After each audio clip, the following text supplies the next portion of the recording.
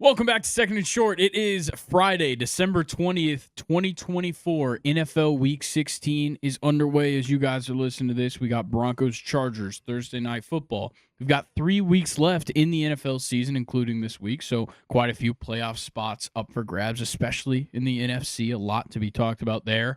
The Yankees, Luke's Yankees, continue to have one of the most active MLB offseasons we've seen from them and from anybody this year.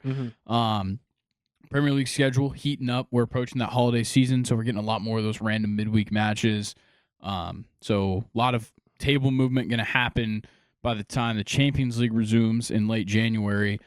So the Premier League table going to be shifting a lot every week. Obviously, so many things to talk about. But Luke, how are you doing today? I'm good, man. How are you? Doing pretty good. Kind of warmed up here in Georgia. Yeah, it did for no reason. It's going to get cold again. It's supposed to be like below freezing tomorrow. Yeah. But the weekend is going to be crazy. Yeah. But yesterday the high was like 71. Something like that. Yeah, I wore shorts and a t-shirt. Yeah. Yeah. It was a nice day. It was a nice day. December day. Yeah. Not something you could typically. A nice December day is like a high of 60 probably in Georgia. Maybe. It's Yeah. like Maybe. 50. Yeah, It was also usually in foggy the as 50s. hell. It was so Yeah. foggy. I couldn't see. Yeah. I was scared to drive. Yeah, I was driving to work and like there's so much more fog as I go north. Yeah. It was crazy. Yeah. Like back road. Yeah. It's brutal. I'm trying to think, like, there hasn't been like a lot of headlines. Like nothing crazy has really happened. No. We've got like MLB trades that we'll be talking about. That's kind of the only big headlines. Yeah. Do we want to talk about that Jets thing you brought up? I think we should. Yeah, we'll talk about that right now then. Yeah. Go ahead and introduce the topic. So some reports came out about Woody Johnson, the Jets owner, and how he's basically a dumbass. Like, Okay, yeah. I heard stories about him. Apparently, like after week 4, he joked about benching Aaron Rodgers just to see if it would be a good idea or not. Like he just wanted to get reactions to see if he should bench him. Like he was reporting to his or like getting advice from his teenage sons. Yeah. Or like grandsons about like, GM moves and shit like that. Mhm. Just wild stuff. And then there was one more thing that I told you that was big about the that. Jets? Yeah. Trying to think. What was the I don't other know. report? The thing that came I out? saw is that so he was judging Jerry Jeudy. They stopped what the it was. Jerry Jeudy trade. Yeah. Or he like vetoed a Jerry Jeudy trade because of Jerry Judy's Madden rating. Yeah. Which I'm gonna connect these things. Very funny. I saw somebody connecting these on Twitter. Chad Ochocinco is a Madden ratings adjuster. Yeah. So Chad Ochocinco went to a Broncos game last year, most likely, and thought Jerry Jeudy doesn't play very well. Yeah. Dropped his rating, and that's why Woody Johnson did not trade for him. Yeah. So it's Chad It's all Chad Ochocinco's Ochocinco's fault. Yeah. And Chad Ochocinco having a partnership with EA Sports is causing changes in the NFL. Yeah. Apparently. So funny. When it shouldn't be. No, not at all. Yeah. Can we shout out Jerry Jeudy? Kind of nice this season. Yeah. We'll see how he is with DTR starting at quarterback this week. Yeah. But yeah, a lot of things to get Oh, to man. go over today. So we got NFL Week 16 full slate. We got 2 Saturday games. I'm going to talk at the end of the 2 Saturday games. I'm going to talk about why I hate the way that they scheduled this. And next week, these 2 schedules go very hand in hand in how they were made, and I hate it. But we'll talk about that when we get there. We obviously have some MLB stuff to talk about. After we go over the NFL games, though, we will be going through the playoff picture. So talking about clinching scenarios for this week, as well as what the playoff spots look like, who's still in the hunt, who's eliminated, because we haven't really touched on that kind of stuff yet this season. Yep. And then we'll go over the MLB moves that happened. Not much has happened, a little bit of rumors, but obviously, when $2 billion has been spent by MLB teams, which pretty much has all happened in the last week and a half, it's not surprising that things have slowed down a little bit. No. No, not at all. And then we've got some Premier League games to talk about. We're also going to just briefly talk about the Boxing Day fixtures as well, because they're going to happen on Thursday, which is when we're recording the next episode. Yeah. And then we've got questions time to round it out. Nathan submitted some questions earlier today. So without further ado, let's begin NFL Week 16. We'll start with Thursday Night Football. Obviously, you guys already know what happened, but We got Broncos Chargers. Chargers a 3-point favorite at home. Big time division game. Neither of them can win the division, but I believe whoever wins this game clinches a playoff spot. Yeah. Both of them, I believe, are 8-6 as it stands. Yep. So, the Broncos are 9-5. Chargers 8-6. So maybe it's the Broncos that clinch a playoff spot, and then the Chargers potentially will with a win.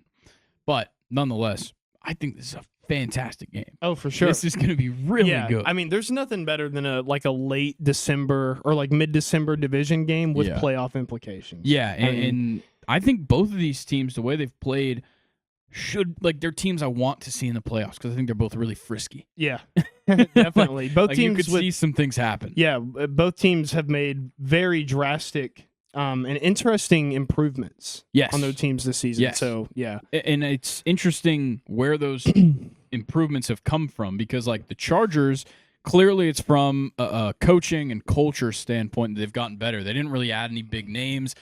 They lost some big names, but they haven't really added any crazy big name players, but they've seen such vast improvement over what we saw, especially last year.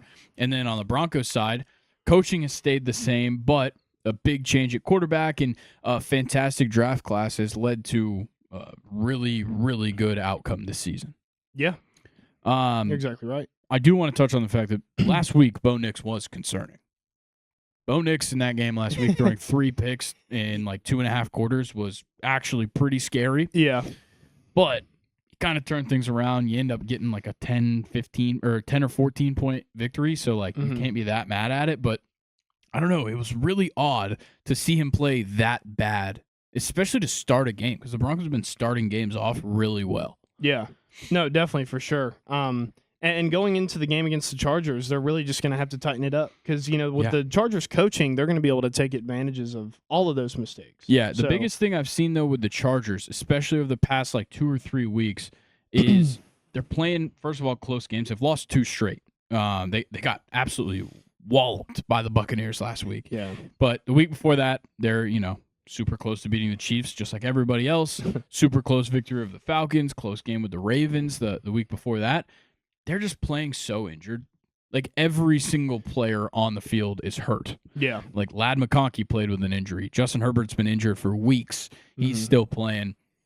On the defensive line, you've got injuries. Bosa's still not 100%. He's getting in there in the game. Yep. So many guys playing banged up, as well as on your offensive line, and it shows. It shows in these recent outcomes, especially last week, that even though you have the players to play well, if they're banged up, it's just not looking good. Yeah. And so that's what really needs, I need to see change from them is you got to just, I know it's a crazy thing to say, you got to look healthier on the field. Yeah. And sometimes that might just mean that some of these guys that are banged up need to be rotated in and out a little bit more than because I don't need to see Ladd McConkey on every single play. Yes, he's great. He is your best wide receiver.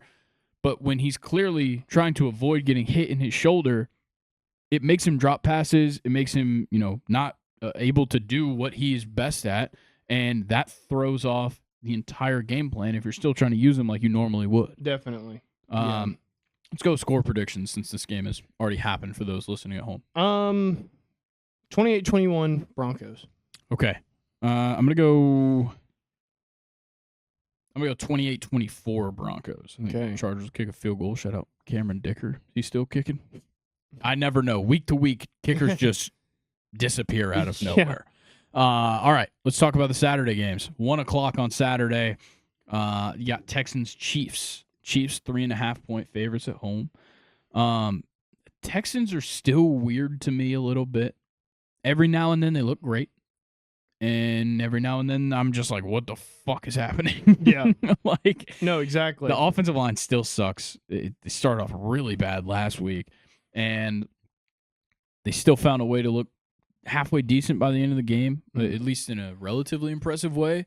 The defense is still great, but it's certainly not at the caliber that we expected to start the year. Yeah. A lot of young talent, though. Yeah. And on the Chiefs side, you're 13-1. You're undefeated at home. Last week, you finally had a game where you went on the road and you took care of business. Yeah. 21-7. You absolutely ruined Jameis Winston. Bad conditions in Cleveland, and you just made things work. Now, on the Texans side, you can't let Joe Mixon get limited because it keeps happening.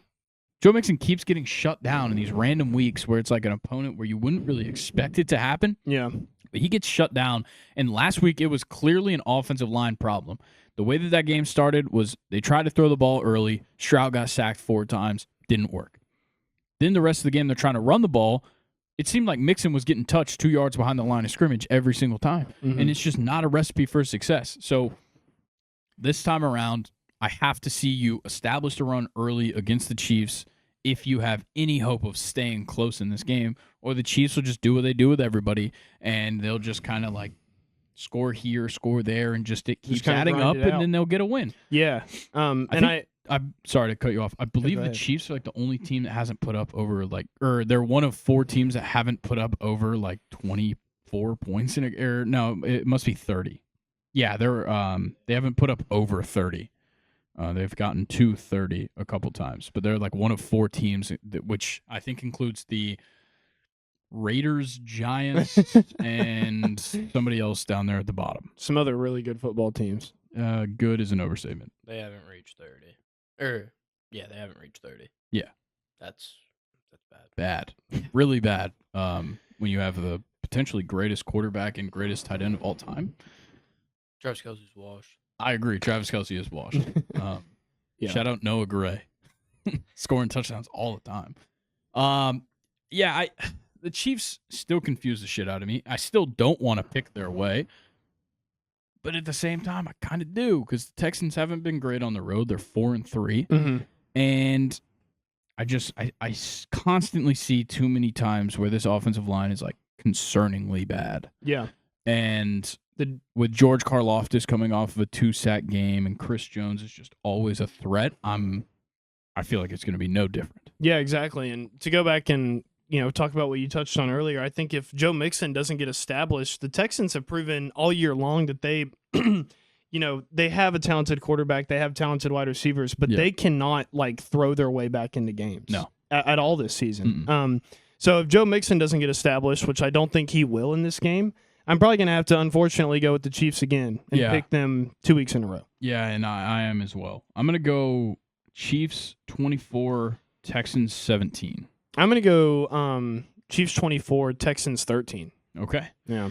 Now we got your Steelers taking on the Ravens. 4:30 p.m. on Saturday. Oh, man. Baltimore 6.5-point favorites. Crazy. Yeah. Actually crazy. But what you sent me was interesting that Lamar hasn't played against the Steelers with fans. Yeah, in Baltimore. In Baltimore. Yeah, Lamar has never played in front of the Baltimore fans in Baltimore in his career. And he's been here for 6 years. Yeah, 6 years because the last 3 seasons, last year he sat out because that was week 18. They'd already clinched, so Tyler Huntley played. Mm-hmm. And that's the win that got the Steelers into the playoffs. Yeah. And then the 2 years before that, Lamar was hurt for their final matchup because it's almost always late in the season. Yeah. Their final matchup. So he didn't play those ones. You had the COVID year. You had when Flacco was still starting over him. And then another one he was injured as well. Mm-hmm. It's crazy that he's never played the Steelers in front of Baltimore fans. Yeah, and it's going to be interesting because we've obviously kind of owned him. But I feel like, to unfortunately give the Ravens some credit, that's a big deal to not have played against the Steelers and, with your fans. Yeah. So it's going to be really interesting, especially with the Steelers coming off of just a really brutal loss against Philadelphia. Mm-hmm. Poor conditions, definitely no help from the refs in that game either. Yeah. That fight with Darnell Washington was crazy. That was so crazy that the ref on Hard Knocks walked up to Mike Tomlin. He's like, I didn't see any Eagles player throw a punch. Okay, which is crazy because I saw the angle. We watched it on this podcast on Monday. Yeah. It was very clear. Exactly. And I think it ended up being 2 flags on the Steelers on that play. I think so. But yeah, the Steelers just need to go in and take care of business. This is another big, not really necessarily big for playoff implications, but big for division winner implications. Because I think Baltimore's only a game back. Yeah, you got at this point. Yeah, they're a game back. If they win, I'm not sure who will get the tiebreaker because then it'll be 1-1 on the season if the Ravens win it. Yeah. I think it comes down to win percentage against division opponents after that. obviously I haven't looked into that stuff yet, but Yeah. it might kind of come up in our conversations. Which that's later. even going to be interesting because both teams have lost to the Browns, Yeah. which is funny. Yeah, like the Browns have 3 wins and 2 of them are against the Ravens and the Steelers. Yeah. It's Wild. Insane. Yeah, this game is super odd to me because I don't feel like the Ravens should be a 6.5 point favorite. But then again, you look at the offensive performances in the past couple of weeks, and Lamar Jackson has had unbelievable games. Yeah, he did play against the Giants, though. In I know. those games, I'll say. Yeah. Well, let's not shit talk the Giants. Somebody might be playing them this week. Oh, man. Yeah, Lamar, 34 touchdowns, 3 interceptions. Just in the passing game. Unbelievable. Yeah. Like, not even really running the ball like that. And, like, they didn't even really need Derrick Henry last week either. Yeah. That was the crazy part to me. And yes, again, it was the Giants. But not using Derrick Henry against the Giants is crazy. Yeah. It's just crazy to think, like, when Lamar was, like, a rookie or, just kind of getting started, like, if you would have told someone, like, hey, the Ravens are going to sign a running back and Lamar's going to, like, his role in the running game is going to be kind of cut down, you would be like, oh, so they're kind of going to be – he's probably going to struggle. Yeah. But he's, grown immensely. Yeah, he has. Since he then. really has. So I'm going to go ahead and give a score prediction here. I'm going Okay. to take my Steelers 24-21. Okay. Yeah, I think it'll be really close. I'm going to go with the Ravens. I picked them the last time, too, and I was wrong. But I'm going to go with them again. Yeah. And I'm going to go Ravens. I'm going to go Ravens 24, Steelers 20. All right. I can't wait to bring out the broom. And Let's get the sweep. I think they're going to avoid Derrick Henry. I'm going to bring up this conversation real quick before we move on. Mm. Do you think that teams should stop running the ball against the Steelers in fear for their running backs' knees because of Minka Fitzpatrick? Minka Fitzpatrick loves hitting running backs in the knees. I think just don't be a fucking pussy. I agree, but also you would also be rolling around on the ground, writhing in pain if Minka Fitzpatrick put his helmet on the side of your kneecap. Yeah. I mean, you would. So I would just not run the ball. I wouldn't. I'd pass the ball every single time. Yeah, let's get Deontay Johnson some playing time in this one, too. Good luck. Yeah, if Deontay Johnson touches the field, first of all, the Ravens players might fight him. Yeah. And then the Steelers players will as well. Okay, I want to talk about the scheduling here because next week we have Christmas games. Which the Steelers play. All 4 of these teams play on Christmas. Which I guess is why they gave them Saturday yeah, games. it's still short rest. It is. And the Broncos and Chargers both don't play till Sunday.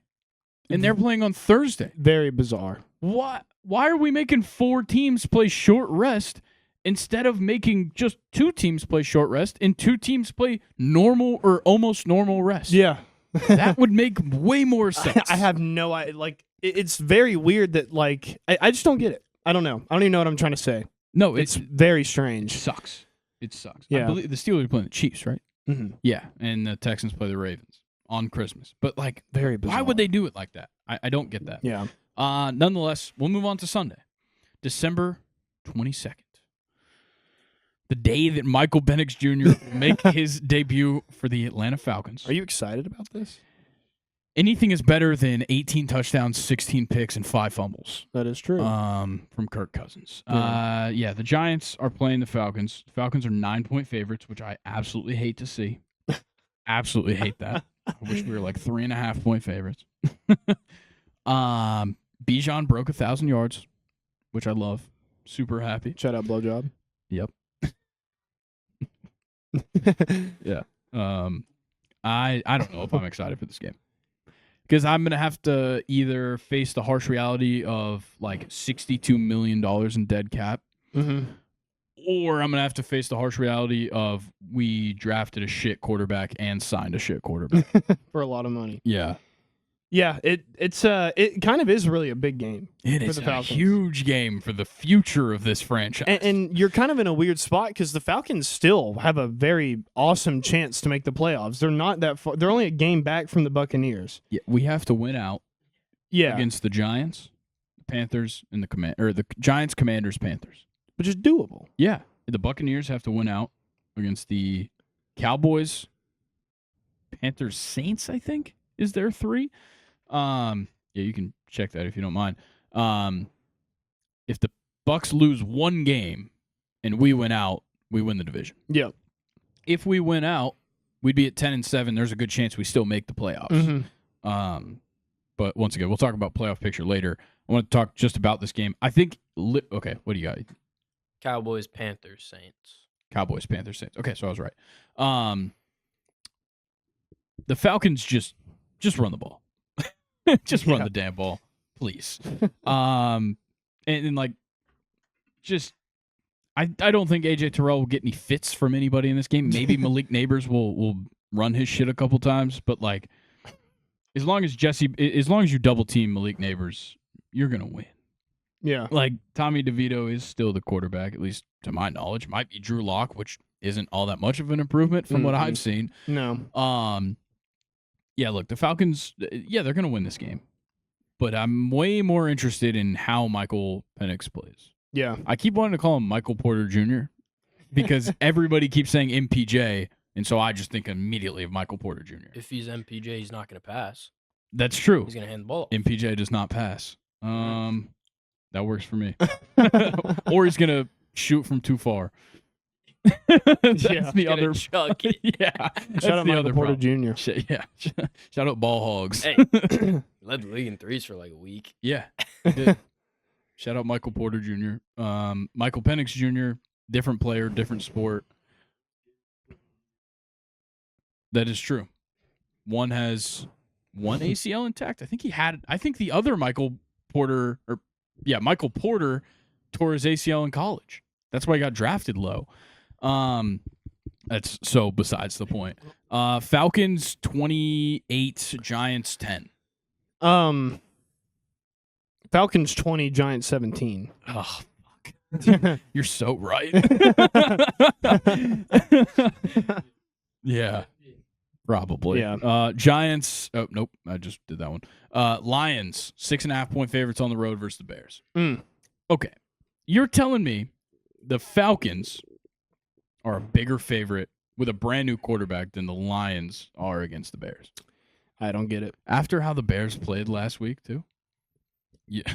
It's crazy. Did you see that Keenan Allen catch like really late in the game? Yes. That was sick. Yeah. That was sick. My favorite part about that catch is he made the catch, but still was just incredibly pissed off that he signed with the Bears. Yeah. It's all over his face every game. Oh, yeah. Yeah. It's so funny. Yeah, it's all over his face more than his beard. Yeah. I tried something there. It didn't work. Yeah. Yeah. Lions are going to run their shit, even if David Montgomery misses the rest of the season, which he's going to. No, and I hate it for David Montgomery, but I'm also excited to see how Jahmyr Gibbs does when it's just him. I'm almost scared. Yeah, I'm almost like maybe he's not going to be as good when there's not the threat of David Montgomery. I think he'll be fine. I'm sure he will. He'll catch the ball just fine. I'm not scared the other way. I think it's going to be nasty. Oh. Yeah. No, I'm actually afraid that like his numbers might go down because that just happens. It happens a lot of times when you take the other running back out of the system. Everybody's like, oh, well, now the really good running back is going to get a chance to get all the snaps. But it's like, no. The Bears just get to game plan for one elite running back. Who's their third string running back? Who gives a fuck? Tails? Dan Campbell might. I tried another joke there. Didn't land. It was a Sonic and Knuckles joke. Whatever, man. Yeah, who we got in the running back room? A bunch of white boys or something? Craig Reynolds. Oh man, yeah. Reynolds. It's all Jahmyr. I'm not trying the third string. He's got a tough name. Yep. So he's not white. No. All right. Y'all can look up that. I want to give you got to give it an attempt now. Yeah. You blue balled us. Let's see it. Go ahead. Right into the mic. Sound it out. If I sound it out, it's gonna be way better. Sion Vaki. Oh, Sione Vaki? He's not You a were running close. back. He's on their third string running. Really? He's a safety. Maybe. He sure is. He played, I'm like 90% sure he played either safety or wide receiver at Utah last year. Drafted this year. Got two. No, he's a two-way player. That's what they said. How'd he not win Heisman? Facts. I don't even know if he played two-way in college. It does say he's a running back. Yeah. But yeah, Averaging- he played safety at Utah. I think I remember talking about him as a potential draft pick for like the Packers. Yeah, that name does sound familiar. Yeah, no, I remember bringing up Sione Vaki. He might have been in my first mock draft. He's He was not our on first the rounder. depth chart for safety. So Maybe he made a position change to running back. Yeah, except That's insane. it's funny because both their strong safeties, one's on the IR and one's questionable right now. But Put Sione him back Vaki's out got work to do as the third string running back now. Yeah, he's got to be ready. That's crazy. All right. Score prediction? How does that change your score prediction? Yeah, that they have a college safety as their third string running back. It's got to be like 55-7. Right? Fucking love that score. I don't know. Tough to get to. They and this could be why the spread's so close, just because I mean it was a close game on Thanksgiving. It was. It was. I don't think it'll be this time though. I'm gonna go 31-17 Lions. I'm gonna go 31-10 Lions. I like it. That wouldn't even be an over. Total's 47.5. All right. Next game. Division game. I think it's all division games for the most part. There's a couple that aren't, but primarily. Yeah. Yeah, I know. But there's a bunch of division games. Browns, Bengals. AFC North matchup. Doesn't really matter. Cincinnati, 7.5-point favorites. Cincinnati, I believe, is somehow still able to make the playoffs. It would just take a miracle. Yeah. They're also, this is a heavyweight matchup. The Browns 1-6 on the road. Bengals 1-5 at home. Who's going to get their second win in this split? Probably the Bengals. I don't Only know. because Dorian Thompson-Robinson gives me nothing to be excited about. You could tell me Jameis Winston starting in this game, and I could be like, oh, fuck, he might throw 6 touchdowns. Just that name makes me shiver in my timbers. I still. The fact that he beat you all? Yes. It was like 17-10 last season. It's a heavyweight matchup, like 400-pounders. Yeah. Yeah. Heavyweight, like they're obese. Yeah, like jiu-jitsu and obese. Yeah. So you got to be. Oof. Yeah. Oh, Damn. God. Yeah, this game sucks. You know, the Bengals got a lot of good players on their team. They got offense, man. Yeah. That's what matters here, is that the Browns, not only do I not trust Dorian Thompson-Robinson as a quarterback, they can't run the ball either. No. So that's, Nick Chubb hurt again yeah. as well. Nick Chubb and Christian McCaffrey are just the same, dude. Yeah. They play the same game. Yeah, it's like good, injured. Nick Chubb might never play again. There's no telling. Yeah. The Bengals, super fun to watch on offense and make me want to vomit watching them attempt to play defense. Yeah. Other than Trey Hendrickson and Cam Taylor-Britt, the other 9 guys suck. No. Yeah. Not Sam Hubbard, but you know what I mean. Like, for the most part, the rest of the team sucks. Yeah. Isn't Trey Hendrickson like leading the league in sacks this year too? Yes, I believe so. It's wild. Yeah, he's been a dog. I think he's had Amazing. 2 3-sack games. Yeah. It's insane. Which is not easy. He could have plenty in this game. Yeah, and I think the Bengals are probably on the offensive side. Probably going to see them run the ball quite a bit. The Browns just can't really stop shit. Chase Brown has been so good these past couple of weeks, so I would assume the Bengals, they'll throw the ball a little bit. They'll do their thing, but they'll probably end up just, by the end of it, just running it up. Yeah. I think this might stay a little bit closer than some would think. So I'm going to go with like a 10-point victory for the Bengals. And I'm going to go 30-20. Weird score, but 30-20. I don't know if DTR is going to put up 20 though. I'm going to take the Bengals like 21-3. Ooh. Yeah. Yeah. I think DTR is going to play so bad for like the first 2 quarters that Jameis will end up playing and score like a touchdown. All right. Next game. Titans-Colts. Another shit one. Fuck the Colts. Dude. Who's the worst quarterback that was picked in the first 2 rounds of the 2023 NFL Draft? That's what this game decides. Will Levis or Anthony Richardson? I would probably take Will Levis over Anthony Richardson. after this season. As the good one or the bad one? Will Levis is the better one. Okay. Yeah. Why? I Will Levis does 2 things a game where I go, maybe he could be good. Anthony Richardson does like 15 of them, but it's all overthrows. Yeah. Yeah. And they're all really It's like- impressive overthrows. Dang, Anthony, you threw that pass at like 98 miles an Yeah. hour. Just See, sucks that's that it the was thing, like, to nobody. Will Levis could go 25 for 30 for like 160, Yeah. but I wouldn't be as impressed as if Anthony Richardson went 8 for 20 for like 190. Yeah. Because he just does that. Exactly. Yeah. And he'll probably throw like 1 touchdown, 2 interceptions, and I'll still be like, don't stop believing in Anthony Richardson just yet. It breaks my heart that Mike Vrabel could have been Will Levis's Jim Harbaugh. Yeah, he could have been. Could have been. Instead, Brian Callahan is Will Levis's Matt Nagy. Like, it's so bad, dude. It's horrible. Like, what the fuck are we watching when we watch Titans football right now? Because it's Tony Pollard for the first drive. Yep. He gets 20 yards on the first drive, and then you don't hear from him Yeah. again. He'll finish the game with like 24 yards. Yeah, on like 20 carries. Yeah. He gets some fantasy points. Yeah. A lot of them, too. Yeah, he Yeah. puts up good numbers Yeah. every now and then, but some weeks Oh, it's yeah. Some just weeks like, he gets like 6 points. yeah. Like, he's only got 5 touchdowns this year. That's weird. Like, it feels like he should have more. Yeah.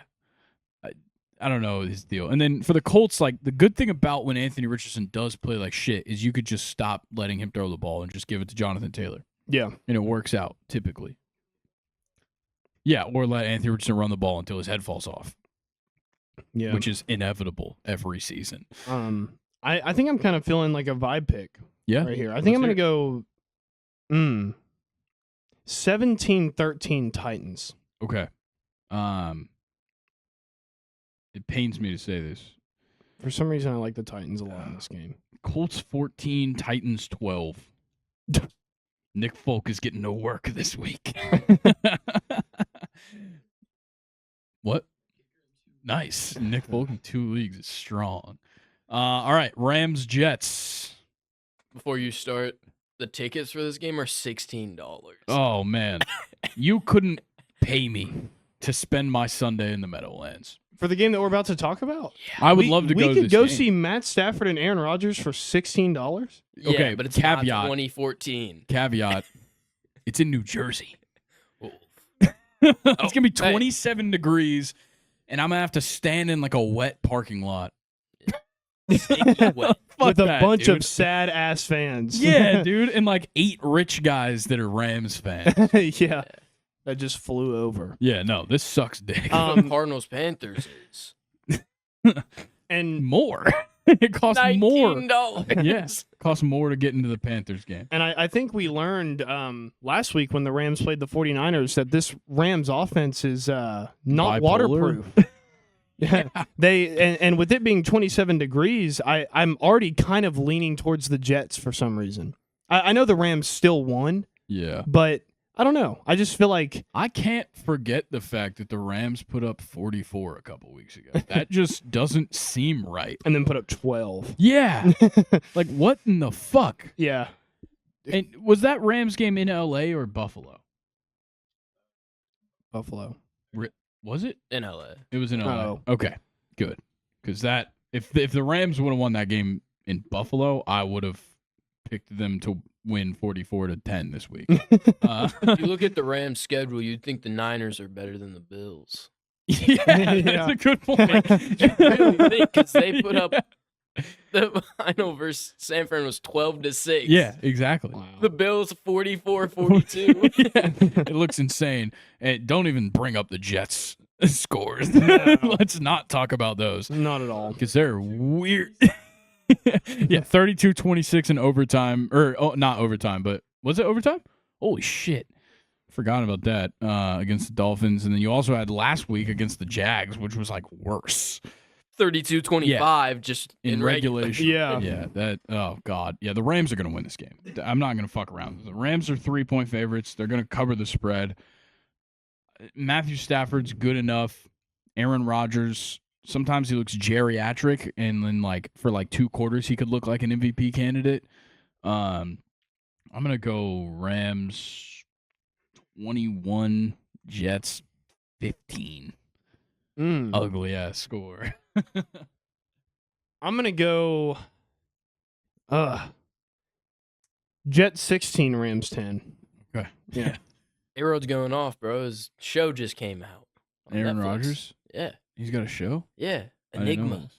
Oh. on Of Netflix. course, it's called Enigma. Yeah, there's a clip I saw of him just on ayahuasca in Brazil. Oh, wait, is that where I Are saw you the clip? serious? Yeah. No I way. think I saw a clip of Jared Goff at like a quarterback thing with him, and he goes, "I'm really interested in like what like this like medicine stuff you're doing."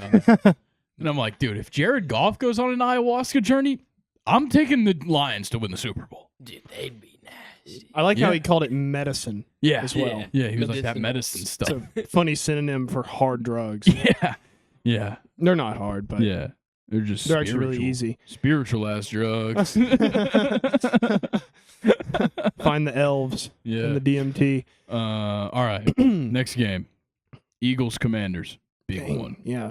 Big About one. 2 seasons ago, I would have said this is the greatest game of all time. Or no, sorry, 1 season ago, I would have said this is the greatest game of all time. Every year, this is just kind of a good game. Yeah. I don't even know- Commanders love to have a decent year. Probably going to be like 31-28 or something like that. Total's actually 45.5, and I think it's mainly because the Eagles' defense is so good. I'm still trying to figure out if I should sit or start Jaden Daniels in fantasy. Yeah. Because I also have Jordan Love and Brock Purdy. And Well, we can. Brock probably- Purdy, good thing I benched him. Good thing I started Jaden Daniels last week. Yeah. This week, it's an odd conversation. I don't know. If Sam Howell can do it, Jaden Daniels can probably do it. That's true. I don't know, man. This defense is so much different, though, than last year for the Eagles. Like, this defense is unbelievable. Yeah. And I would assume Saquon's not, like, hurt. I know he missed some time in that game last week after he got hit in the knees by Minkah Fitzpatrick. But I think he'll be fine. On the Commanders side, like, seems like a random injury pops up every now and then. Yeah. And I was also talking about this on Monday. They try and make it as hard as possible on themselves to win football games. Like, they do everything in their power to fuck things up for themselves. And they did it a lot last week. They still got to win against the Saints of all teams, which, Weird game. if, process of elimination, Commanders beat the Saints, Saints beat the Eagles. Or no, the Eagles beat the Saints. Never mind. In a close game. Fuck. I thought that was going to work. I thought I had some reason to pick the Commanders in this game. I do have a reason to pick the Commanders. I like Jaden Daniels, and I'm not going to buy in just yet on Jalen Hurts and the wide receivers trying to flip the script last week. Yeah. That's where I'm at right now. That's a good point. I don't want to fall for their tricks. Because I think A.J. Brown and Jalen Hurts were trying to trick us last week. Yeah. And that's exactly what happened. They Fake tricked beef. us correctly. Yeah, no, they tricked us correctly. Yep. I think the beef is still ever present. So I'm going to take the Commanders. Fuck it. I'm going to take the Commanders 31-28. I'm going to take the Commanders 26-23. Ooh, ugly ass score Yeah. again. I think this week could be a lot of Love a good upsets. 6 field goals. A lot of upsets. All right. I do like that, though. Okay. Cardinals, Panthers. Ugh. 5-point favorites on the road. The Cardinals are 5-point favorites on the road. Trey McBride, never going to touch the end zone. Don't believe it. Even if Kyler posts a TikTok saying, sorry, man, we're going to get you a touchdown soon, which he did. He did do that. I do love the 2 running backs in this matchup, though. James Conner and Chuba Hubbard are so much fun. They are. They're both really fun running backs to watch right now. Yeah. And I'm sure Trey McBride will have 15 receptions for like 190 yards. He just won't catch any passes in the end zone. Yeah. And on the Panthers side, I'm sure like some dude named Jalen with some kind of weird last name is going to catch, 8 passes. Probably Jalen Coker if I had to guess, but it could just be a different guy. Remind me, Jalen Rose, first Jalen. Yes, yeah, we talked about that on Monday's Yeah. episode. There's like 30,000 now. Yeah, And there's so many. And what was crazy, National last sports. week, I think 5 Jalens scored touchdowns. We brought it up on the Does pod. as we Jalen were Darby going get a through. touchdown in this game? I don't think Jalen Darby is going to be playing in this game. Shout out Jalen Rose, 81. Facts. Shout out Jalen Darby. 81 on your head, Jalen Rose. Fuck you. Yeah, look, like the Cardinals are probably going to win this game because, like, last week we all got a little too high on Bryce Young and the Panthers. We got a little too excited. We Yeah. got ahead of ourselves. Yep. Cowboys put them in their place. Now they go right back to their losing ways, if I had to guess. Yeah. Um, Very beatable team, though, the Cowboys right now. the Cowboys are a beatable team, but the Panthers didn't do it, which was a problem. Yeah. With the Cardinals, I feel like the Cardinals are competent enough that they could just like take care of business. Even if it is a close game, they'll take care of business. I'm seeing like 17-13 Cardinals. 17-13. It's like a weird game to me. I know it's actually got a high total, 47.5, but I don't know. I'm not feeling points. I'm going to go 21-10 Cardinals. Okay. Yeah. Next game, into the 4 o'clock slate, Vikings-Seahawks. Good one. Yeah. How about those Vikings jerseys last week? Vikings jerseys are awesome. That helmet is beautiful. Yeah. Absolutely beautiful.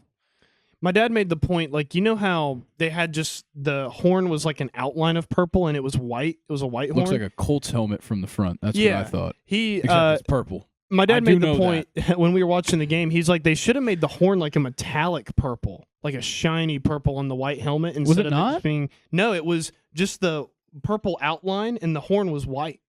Mm. Yeah, but it still looks yeah. good. Yeah, well, the purple there was metallic on the helmet. Yeah, It wasn't matte. The white was matte, yeah, and the horn outline was metallic. But I agree, you can't really see it well. That's why I Exactly. thought the Colts, because like when you see a Colts helmet face on, yeah. Like imagine if that horn was like a shiny purple. yeah, I think the problem is you can't get the details. But it still looks sick. It still looks amazing. Yeah. It looks great. Justin Jefferson looks unbelievable. I think I would probably give it to the Vikings. They have the coolest whiteout. It's cooler than the Bengals, cooler than the Packers.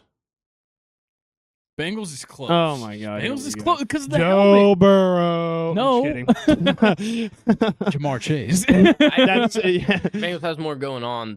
Yes. The Vikings win more very plain. And It's- that's what I like about the Packers one too. There's not a lot. I like the going on. white and Ooh, green. what if instead of the horn we got like an axe or like an axe on the shoulder pads, like a Nah, battle axe? you're doing too much. It's Viking. You're doing too much. TikTok redesign. Yeah, facts. I- That is some shit that you'd see like ESPN would post that shit on their Instagram. Hey, some of those are cool. Some of those are cool. Yeah, but they're all corny as fuck. You think the axes would be corny as fuck? Yes. I think tiger stripes are corny as fuck. Nah. Tiger Stripes have been a part of their brand forever. What is their brand? The Bengals, which is a tiger. Well, they don't have anything to back it up though. They're not a strong brand. Cincinnati Zoo. Yeah, that They is. got I think tigers. that's probably why That's they're probably- the Bengals. I actually never put that together. I Yeah. assume. Why did you guys have black and yellow stripes for a Because time? everybody else did. Yeah. Yeah. Show me some black and yellow steel. It's the ingredients to make I steel. know. Or they're penguins. What? Pirates are penguins. They're black and yellow. Oh yeah, yeah. Tell me why all Pittsburgh shit is black and yellow. It's kind of cool. Is it because of Wiz Khalifa? Yeah, what Wiz came Khalifa first? The predates. Pittsburgh sports organizations or Wiz Khalifa? Yeah, Taylor Gang or the Steelers. Shout out Wiz Khalifa. Macaroni penguins have the yellow on them, don't they? yeah, macaroni penguins do. Shout out. Mac Miller. Shout out Mac Miller. Yeah, I just put that together. There's nothing to put together there other than Mac and Pittsburgh. All right. Vikings Seahawks. 50 degrees in the rain at Lumen Field. 12th man. Vikings are going to wipe their ass. Like the Vikings are literally going to change the Seahawks diaper this week. I wouldn't be so sure. The Vikings are 12-2, and they're tied with the Lions for the lead in that division. But They're- the Lions have the tiebreak. They're literally the worst 12-2 team Dude. ever. You know how quickly I would want to off myself? In a video game. Crazy start to offense. But I'm standing true. You know how quickly I would want to just end everything if Video the game. Falcons sneak into the playoffs as the 4 seed and we win this division, and then we have to go up against the 5 seed Vikings. Yeah. We lost to them by 21 points. I do a lot of bad stuff in a video game. Like Oh God, I just don't even want to imagine. I honestly would rather get a wild card spot than win the division right now Yeah. because nobody wants to be that fourth spot It because gives us nobody maybe wants to a play the playoff Vikings. win. Maybe. What? If we make the wild card. Yeah, If we get the divisional, we're not. no, I'd much rather play like I don't even know who the 3 seed is. Like the third best conference champion right now for the NFC would be. It's not the South. It's not the North. What else? The Eagles are probably the 2 seed. So the Rams would be the West. Yeah. Rams or the Seahawks Mm-hmm. would be the West's representative. I'd much rather play one of those two than the Vikings. Yeah, probably. Yeah. 100%. I mean, that's fair. Geno Smith. Thoughts? Mid. We all know my thoughts. I'm asking for Luke's thoughts. I don't know, because like I am understanding of the fact that he's not all that great, but Yeah. he's definitely competitive. Competitively has a touchdown to interception ratio of 14-13. Competitively, they're 8-6 with Geno Smith at quarterback. Luke, Yes, are you and- saying he plays with spirit and that's about it? He plays hard. That's it. you can't look. He didn't write. He puts back. it all out there. He's not writing back. Okay. That's the only thing I can say about Geno Smith is that he's not going to write back. Yeah. Death taxes and Geno Smith I hope. won't write back. Yeah. I hope I get to see Aaron Jones's sunglasses back in this game. That was awesome. Yeah, that's true. I just like seeing Aaron Jones get the ball. Not just because I have him in fantasy, but because I'm a fan of Aaron Jones. He's Have been awesome. for a while. He's great. Justin Jefferson and Jordan Addison are like figuring something out where they can both play well in the same game, Mhm. and it's very dangerous for everybody else. It took Addison a long time Yeah. to figure it out this season. Yeah. But boy, is it helping him. Yeah, and then like Hawkinson is finally looking like actually healthy. Yeah. Like this offense is rolling at like its peak right now. Like Darnold looks good. Jefferson and Addison are firing. Hawkinson's firing. Aaron Jones is having, good week after good week, other than like 2 weeks ago when they just benched him for some reason. And Sam Darnold looks good most of the time. Yeah, sometimes he doesn't. And we can acknowledge that. But when he looks good, he looks like better than Yeah. anybody. Which is why I think this can be kind of a trap game. Oh, it I definitely could Geno Smith is more than capable of playing better than Sam Darnold. Yeah, my thing is like, can Geno Smith and his wide receivers just all have a good game? At the same time, no. Yeah, that's the problem. It's impossible. And like, can Zach Charbonnet do what he did a couple weeks ago, or is he just gonna play like shit more? like 3 carries. Yeah, Unless is Kenneth Walker back to being hurt? Or probably. He always is. yeah. Yeah, the Seahawks confuse the shit out of me at all times. Offensively, questionable especially. right now. Questionable. Okay. Yeah, Kenneth Walker's questionable. DK's also been questionable for the last 4 weeks. So. Yeah. Can't really go off of that at all. I'm not gonna be overthinking this one. I'm going with the Vikings. I'm gonna take the Vikings. Let's go 27-20. Kenneth Walker didn't participate in practice on Wednesday. Okay, So take that as you will. got it. 28-24 Seahawks. Okay. Next one. Bad conditions in Buffalo. I don't know if it's going to be snowing, but Patriots are taking on the Bills in 17-degree weather in Buffalo. The Bills are also a 14-point favorite. An interesting thing about the Bills, especially when it gets to this time of year, is they're one of those weird teams where the conditions don't always matter. No, unless it's snowing. But even not much is going to offensively- change. Yeah, offensively in the snow, they can still have games where they're just slinging it and it's Yeah. somehow working. But also Josh Allen will throw and run for 3 touchdowns in those games. yeah. Buffalo on Sunday is low clouds, frigid with a snow shower. Oh, perfect. So, City be fun to Buffalo, watch. get your shovels out so you can watch the Patriots for free. Yeah. They might have to pay me to watch the Patriots. Actually, no. I like watching Drake May. Yeah. It's going to snow a lot in Buffalo from Friday to Sunday. Okay, So Awesome. expect some good snow there. Some Yeah. powder. that's great. That means that Drake May will get hit with a snowball. By those rowdy ass. My Bills favorite thing that the fans. Bills ever did, they threw a dildo at Tom Brady one time. Yeah, that was a good move. That was fun. Yeah, Edelman has a good story about that. On his podcast? Yeah, I don't think I've ever heard him talk about that. it's before. a very good. I think he I talked love about it his with Nikki podcast. Glazer, which is fitting because she would be the one go on a podcast Yeah. to talk about dildos. Definitely. Um, Shout out Nikki Glazer. yeah, A lot of great, shout outs on this episode. Great comedian. I'm gonna shout out another guy, Drake May again. I love watching Drake May. Mm-hmm. I just wish he was allowed to win games, and he's not gonna win this one. Yeah, exactly. He's throwing to like 15 different guys in a game. None of them are making a difference. Yeah, this is like one where it's like you look at it and you go, okay, the Bills are going to win, but by how much?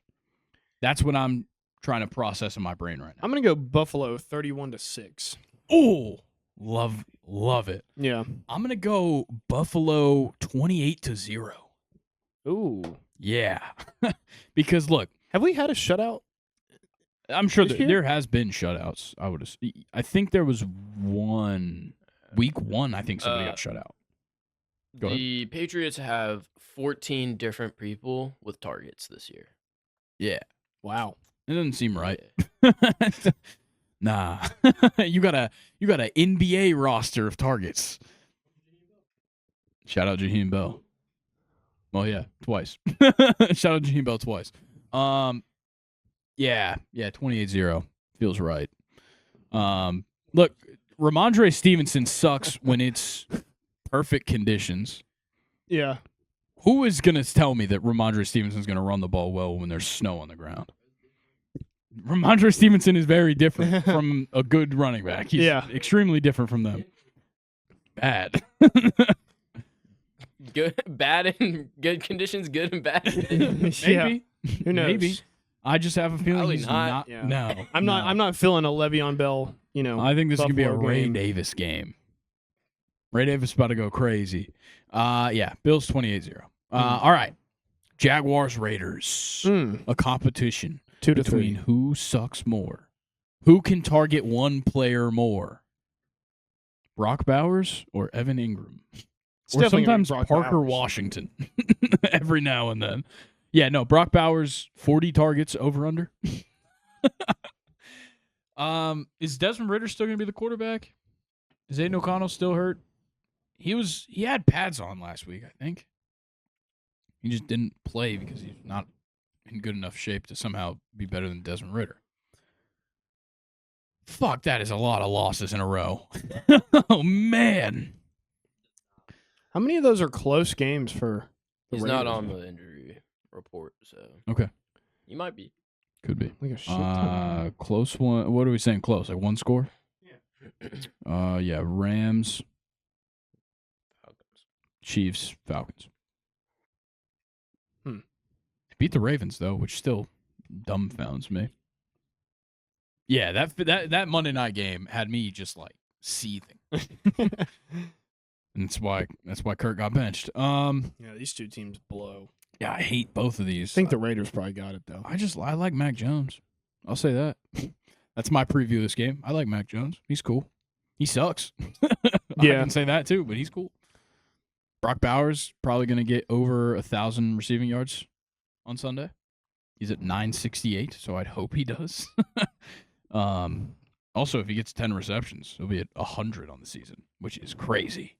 Easily the best tight end of the season. Yeah. Yeah. Oh, did you guys see that Will Compton updated his all-white team for this year? Yeah. It's a long-ass video. It's all video of him reading it. Yeah. No, it would literally just be us sitting here laughing for like 4.5 minutes. But he did say Brock Bowers at tight end. As he should. He's right. He's right. It's an And then obvious you choice. just, you look at the second, third, fourth string, and it's like Kittle, Hawkinson, Kelsey. Wow. So, shout out white tight ends, I guess. On the other team, black tight ends this season, Darren Waller retired. Njoku would probably be the starter. Oh, shit. Okonkwo on the Titans. Jonnu Smith. Jonnu Smith's been a dog. Yeah, he'd probably be number one, Yeah. actually. Yeah. Over Jonnu Smith. Njoku. Yeah. Damn. Yeah, we don't need to get into the all-white, all-black team again. Yeah. Why can't they play together? That's a great point. Oh, yeah. He's I think onto white guys something. only make up 25% of the league now. Yeah. All right, Ethan, say that joke again, but unmuted. It's called the NFL. All right. Let's go Raiders 9. Oh, I just got it. Yeah. Yeah. Raiders 9, Jaguars 6. Raiders 9, Jaguars 3. Nice. Yeah. Love some field goals, boys. All right. There's another 49ers, Dolphins. shit game, Yeah. Dolphins a 1-point favorite. Now, Tua finally looked like shit last week, dude. Yep. but also the 49ers looked like shit last week. And I can't figure them out. Either of these teams. I really can't. There's, I know earlier I said, what death, taxes, and Gino won't write back. Death, taxes, and the Dolphins won't run the ball well. Yeah. That's what it looks like right now. I pose y'all a question. Yeah, please. Will Fred Warner hawk Tua?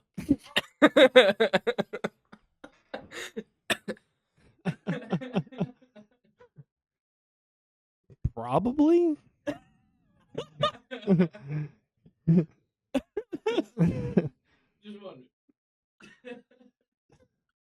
Fuck you. Asking for a friend. Yeah. Haley Welch better get the invite to this game. We need She to see has her in public, bro. A hell of She's a been lot more gone. things to worry about. We than need to going see to this Haley game. Welch. We need a wellness check on her. No. All righty. I don't know. What did you say? All right, I'm going to sleep, y'all. Yeah. I'll see y'all tomorrow. Nope. Nope. It's been, it was December 4th, I think. 15 days since we heard from Haley Yeah. Welch. 15 days, no hawk Tua. I'm talk fucking to her sweating. Yeah. That's the two worst part. Tuesdays, no hawk talk Tua, bro. Fuck. I think there was a celebrity that I heard recently gave her advice. It was like the last time I heard about her. Yeah, was Whitney over- Cummings loves giving her I advice. don't think it was Whitney Cummings. It was someone like I think it was like a video call, like an audio recording of like a call that I saw. It's like Nah. Shaq. Hey, Haley. Hey, Haley. Nah. Probably was. It was someone telling her. It was someone telling her to like cut off like her whole team, basically. Yeah, CoffeeZilla probably did that. Yeah. Okay, back to football. As much as I love talk Tua, I love talking talk Tua. Let's talk Tua Tagovailoa. Is Tyreek Hill usable against the 49ers? I can't tell. Because the 49ers defense isn't that good, but also they shut the shit down against the Rams, which is a way better wide receiver core this season. Yeah. That's what I can't figure out. I don't know. It's been kind of weird because like Jonnu Smith has kind of fallen off the past couple weeks too Mhm. with his production. And I think that kind of hurts the Dolphins. But then again, Tyreek Hill kind of picked it up.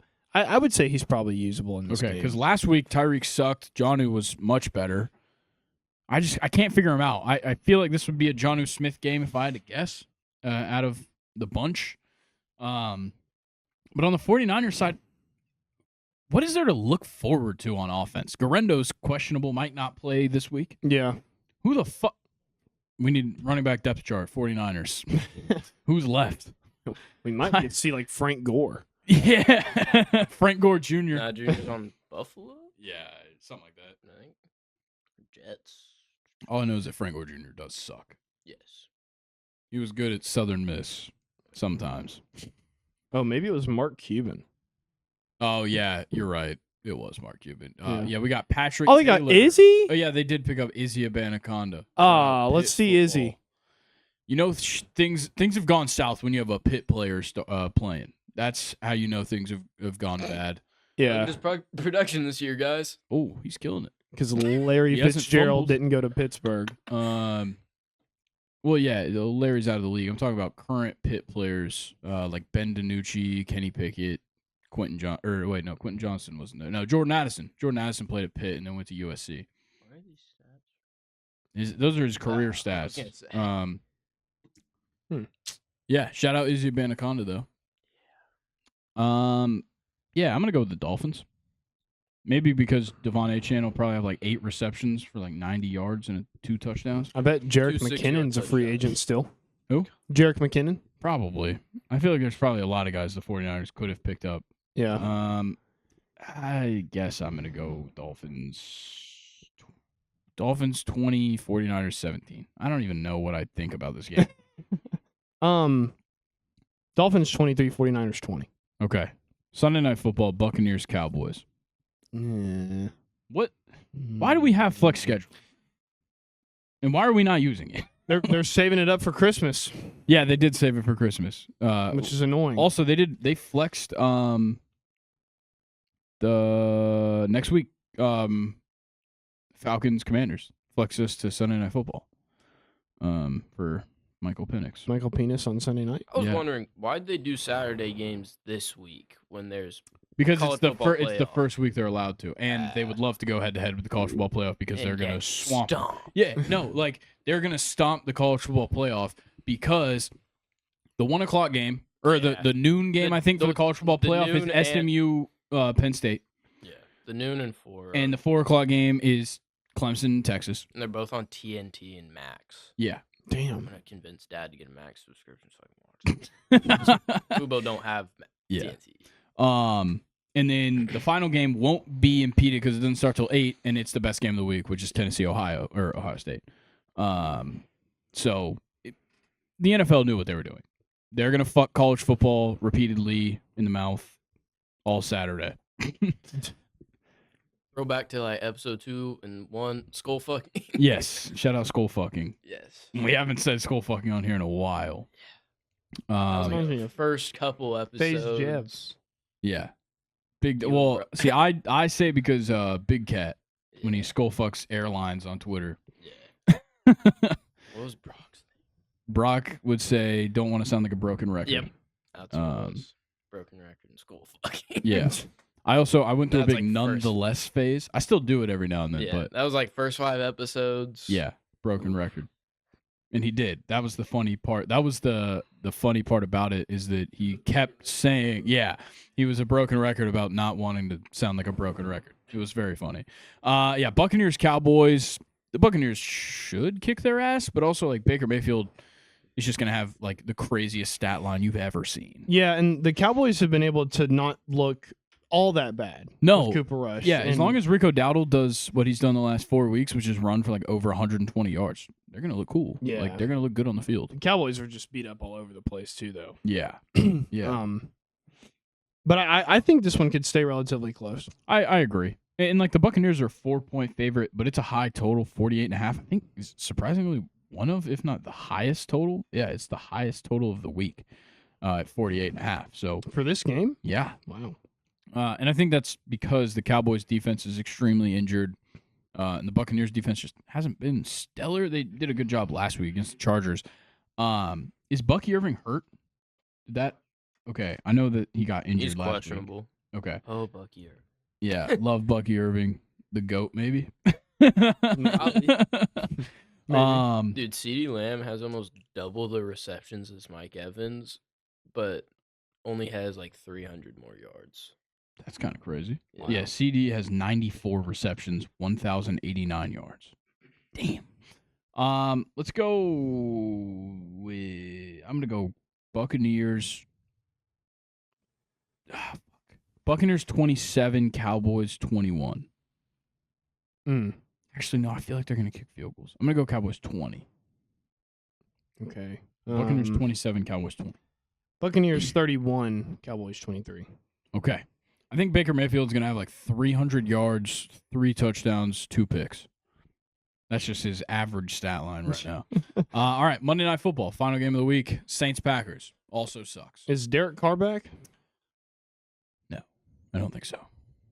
Man. But it will be snowing in Lambeau. Doubtful. Doubtful? Okay. So probably not going to Does see. snow bode well for AK? If it's snowing at Lambeau Field, it doesn't bode well for anybody except the Packers, I think. I think that's kind of the rule of thumb there. Yeah. Ethan, can we get the full weather breakdown, please? Okay, if Jake Haener, Spencer Rattler, or anybody else touches the football for the Saints, they're losing. Yes. What do we got, Ethan? Tonight it's supposed to be bad. Okay, well, they're not playing tonight. They're playing on Well, Monday. I mean, I think it's just supposed to stay bad also. Oh, okay. It's just gonna Monday, be dumping cloudy with snow. some snow. Okay. I'm not sure on what it will be at game time. Okay. What are we seeing like throughout the weekend? Is it just going to be dumping snow all I weekend? think so. Okay. At least up until. Yeah, the little link on ESPN just showed snow, so I wasn't sure. Yeah. Shout out AccuWeather. Facts. Nah, we're Weather Channel people here. I'm an AccuWeather guy. Fuck AccuWeather. The Weather Channel has like a headquarters in Atlanta. Yeah, I know. But I use AccuWeather. Same reason I go to Home Depot, not Lowe's. Yeah, that's fair though. Coke, not Pepsi. Shout out Atlanta. I can't find what it's gonna be at game time. It does not matter. Because the Packers are going to win regardless. Yeah. Staples gonna go crazy. I'm gonna go like 27-9 Green Bay. 3 field goals. I like that score. Do we think they're going to start Haener or Rattler if Probably Carr's Haener. hurt? Because they were both really bad. Split backfield. You never know who's going to throw the pass. Yeah. Honestly, I'd maybe rather have Taysom Hill on crutches. Yeah. Than either of them. Yeah. Or just play with 10 people. Yeah. Let Alvin Which Kamara isn't take allowed. the snaps. They could just have Alvin Kamara in the Wildcat. Like Christian McCaffrey in that NFC Championship game. Such a stupid game. I hated that game so much. Yeah, facts. Yeah, Lawrence Toafili ACC Championship last year. Yeah, I'm gonna go Packers 20-6. I don't think they'll score a lot of points because the Saints' defense is pretty good. And their defensive line's pretty good, but I don't think the Saints have a chance. Even if Derek Carr's starting, they probably don't have a chance. It'll be better than what I just said, but Yeah. they don't have a chance. Okay, we'll move on to the playoff picture now. Got the clinching scenarios for the games this week, so we can have an idea of what big games matter. The game tonight, or the one that already happened, I guess. The Broncos win, they clinch a playoff berth, or Cincinnati loses and Indianapolis loses and Miami loses. They clinch a playoff spot. Chargers, they can clinch if the Colts lose and Dolphins lose and they beat the Broncos. So we'll already know what happened there. In that game. The Chiefs can clinch the 1 seed with a win and a Buffalo loss, which playing the Patriots, so that probably won't happen. Steelers clinch the AFC North with a win. That's all they need. Ravens can clinch a playoff berth with a win, or Indianapolis loses and Miami loses. You've got the Eagles can clinch the NFC East with a win. The Commanders can clinch a playoff berth with a win and an Atlanta loss and a Rams loss, or a win, an Atlanta loss, and a Seattle loss. Packers can clinch a playoff berth with a win, or Atlanta loss and Rams loss, and Atlanta loss and Seahawks loss. As of right now, for the playoff picture, this is what the schedule would be. In the AFC, the Chargers get the 7 seed. They would take on the 2 seed Buffalo Bills, which I like. It's a solid game. Other than it's in Buffalo. Because then the Chargers, I think, are screwed. But we'll see. The 6 seed goes to the Denver Broncos. They would play at the Pittsburgh Steelers. Little rematch. Yeah. Yeah. And then the number 5 seed would go to the Ravens. They would play the Houston Texans in Houston, rematch of last year's. Which they play next week. Divisional round. Yes, and they play next week. And the wild card round bye would go to the Chiefs as the 1 seed, Womp womp. as per usual. In the NFC, the Commanders would capture the 7th seed right now, and they would play on the road at the Philadelphia Eagles, which is who they're playing this week. I don't know if I even want that. Yeah. I don't know if I want to see them play for a 3rd time in the first round. The The 6 seed would go to the Packers. They would play the Bucks. That actually does sound entertaining. I think those are two fun offenses to watch. 5 seed would go to the Vikings. 4 seed to the Rams. I think the Rams would get wiped, but I really don't know. And then the Lions would get the first round bye. Damn. As it stands. Crazy the Lions are getting the bye. Yeah. As of now. As of right now. Yeah. They are 12-2. That loss last week definitely changes some things. Definitely. So when we look at the teams that have already clinched, you got 4 teams in the AFC: the Chiefs, Bills, Steelers, Texans. Chiefs, Bills, and Texans have all clinched their divisions, so they have locked in a home game in the wild card round, or potentially a bye through the wild card round. And then the Lions have clinched their division, and the Eagles have clinched a playoff spot. They're likely going to win their division this week if they win. And the Vikings have a playoff spot, but probably, they're right up there at the top with the Lions, tied in record, behind them in tiebreaker. So the Vikings right now would get the 5 seed, which is so unfortunate because they're so good. This is always the worst part of this playoff format, is that such a good team ends up getting pushed out because there's almost always going to be 2 good teams in one of these divisions. Yeah.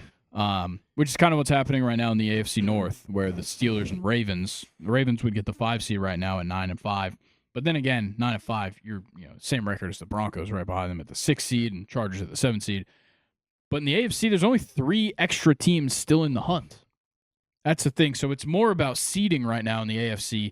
6-8, Colts, Dolphins, and Bengals are the ones on the outside looking in that think they have a chance. They're Big all drop-off. 2 games behind the Chargers. Yeah, which at this point in the season is kind of not very good. No. Whereas in the NFC, you've got the 4 teams in the picture. The Buccaneers lead the NFC South. The Rams lead the NFC West, but they haven't locked up those divisions. The Packers are 10-4. That'd be a 3rd team with double-digit wins in that division, which is unbelievable. And then the Commanders will get the 7 seed at 9-5. Right outside, you got a number of teams that actually still have a chance. The Seahawks, Falcons, and Cardinals still actually have chances. Seahawks 8-6, Falcons and Cardinals both 7-7. They have real chances, and the Falcons have a chance at their division, and so do the Seahawks. With the Rams being just 8-6, they're the same record, but the Seahawks would be on the outside looking in. You also technically 3 more teams can make it on top of those other 3. So you got 6 teams outside of the picture right now that could still make it. The 49ers, Cowboys, and Saints. The 49ers and Cowboys are 6-8. The Saints 5-9. They have a chance to win the division. Probably not going to happen. Yeah. And then the teams eliminated, you got quite a few in the AFC. The Jets, Browns, Jaguars, Titans, Patriots, and Raiders. And then in the NFC, it's the Bears, Panthers, and Giants. I don't want to sit here and make predictions and stuff. If I had to guess, the Buccaneers probably win the NFC South. And the Rams, I think, will win the NFC West. Probably. I don't think the Seahawks have what it takes. But in the AFC, is this a really boring race? It feels like it's a boring race. How so? In the fact that, the Steelers could win this week, and it's just all those top 4 seeds are locked up for the last 2 weeks of the year. Yeah. Kind of sucks. Very top heavy. Yeah, and then, there's not a lot of teams on the outside that really have a shot. So it's really just a battle of, seeding from here on out for all 7 teams. Yeah.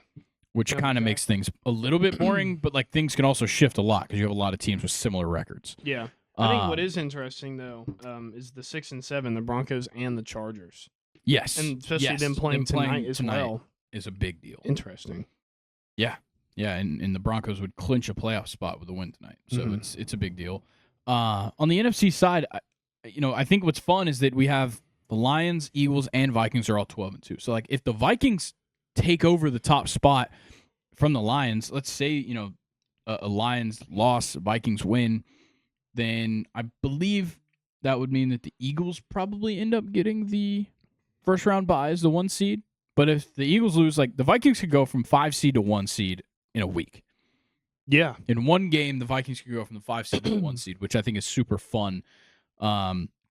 Similar like what the Bills had last year, the Bills, where it was like they went from 5 seed to 2 seed just from winning that last game of the year. Do the Vikings and Lions have another game against each other this year? Ooh, because that would be something to watch out for.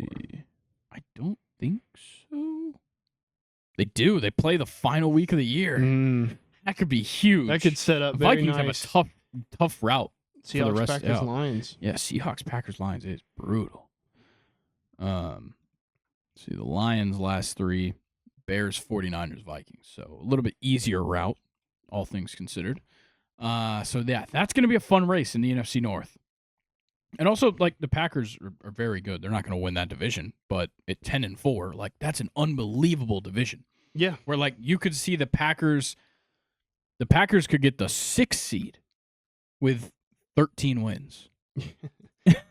Unheard of. Yeah. That would be insane. Which would just suck for because like to play them. The Lions and I guess the Lions and Vikings couldn't both have 14 wins going. Okay, so never mind. They can't have that and be the 5 seed because they would have ended up beating the Vikings. And so they would have gotten the tiebreaker. It's how the math adds up. But Packers still 6 seed with 6 seed with 12 wins would be crazy. Yeah. Like that's crazy enough. And the Vikings could technically have 13 wins and be the 6th seed, which is even crazier. So it's ridiculous. We'll have to see what happens there. But the Commanders still have a chance to make a big jump as well at 9-5. If they get some big wins here at the end of the year, they can make some things happen. So a lot of stuff to still watch in the NFC. That is for sure. All right. I think we're done with the NFL. So let's move on and talk about some of the very few things we have to talk about for the MLB. And we'll start off, biggest news that's come across this week. The Yankees acquire Cody Bellinger via trade with the Cubs. In exchange, pretty small haul here. The Yankees only gave up Cody Poteet, I don't know, and cash. That's it, which is kind of crazy. We gave them Brian Cashman? I'm just kidding. Yeah, you wish. No, I think it's great. Rizzo can finally retire. I would hope so. But what's actually interesting is that Bellinger's probably going to be playing outfield. Yeah. So, unless we get Anthony Santander.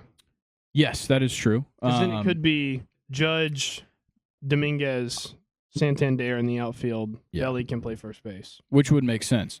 I think you guys are going to go after a first baseman and keep Bellinger in the outfield because Santander. Any of the top outfielders out there right now are going to cost more than a decent first baseman. That's the thing. Mm-hmm. Christian Walker. So Christian Walker and Pete Alonso, I think their price tags are too high because I think the Yankees are going to extend Bellinger. He's only got 1 more year of control. Yeah. He's expecting money. I think they'll get him a big extension. Mm-hmm. And that's why I think they'll go for a cheaper option, Carlos Santana or Paul Goldschmidt. Which I don't know if you want Goldschmidt. He's like 39. Carlos Santana is still pretty good. And Goldschmidt is, 3 years removed from being an MVP? Yeah. So it just feels like it's 23 years. yes. He is still very old and clearly on the decline. Still a good glove. Same with Carlos Santana. Yeah. Carlos Santana still got a decent bat. And he's 37. 37, yeah. That's pretty old. Yeah. And we still need Bregman to come in and replace Glaber. Yeah, that's true. There's a lot of. There's still there's a reason the Yankees are so aggressive.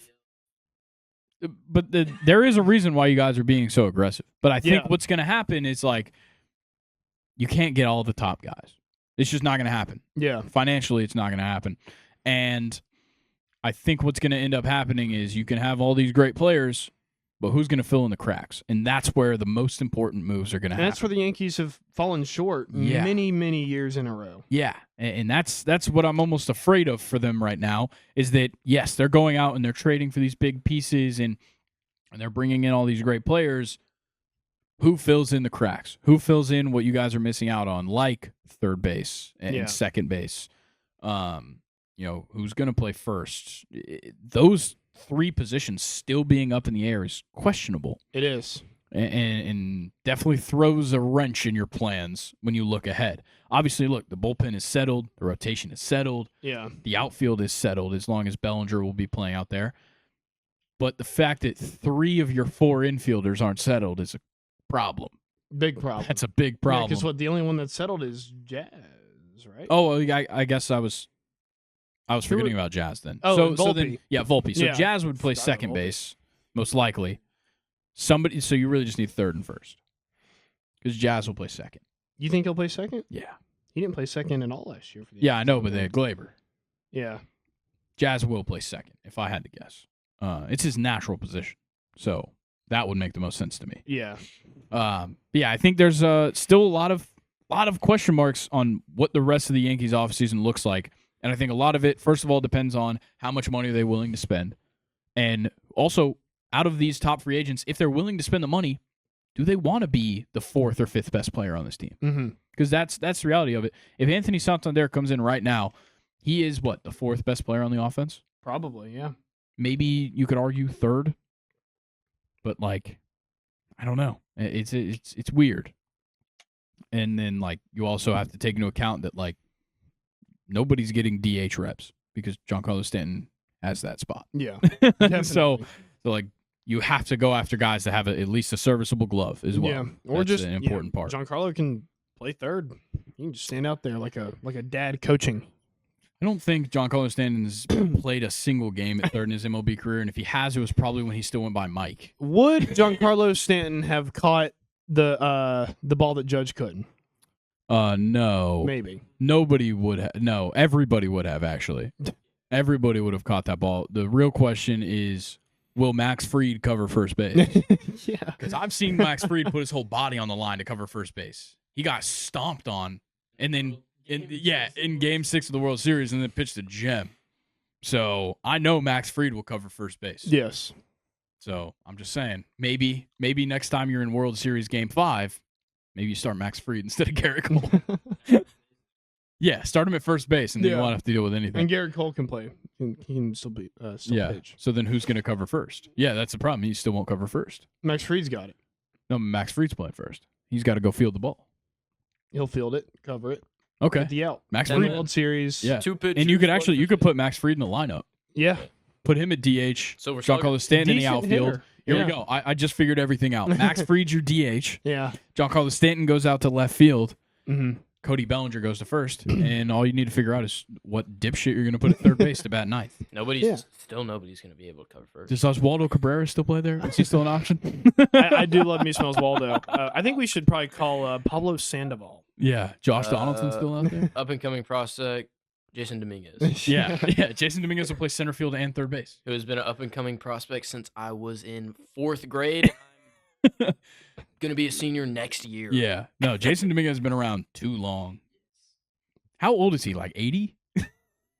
I'm pretty sure he's older than me. The Martian? Yeah, because I'm pretty sure he's been an he's- up-and-coming prospect since I he's was a early sophomore in 20s. high school. He's still early 20s. 24? He's the same age as you. Really? He's 21? Yes. Yeah, I knew he was young. Wow. Bro's been an up-and-coming prospect since he was 16. Yeah, I know. That's insane. Shout out to him getting his bag early. Well, by bag, I mean $40,000 in circus peanuts, but Jesus. Yeah. I do love circus peanuts. Nobody else does, so I can make the joke. And also, for the people that think that I said $40,000 in circus peanuts, that's way funnier than what I said.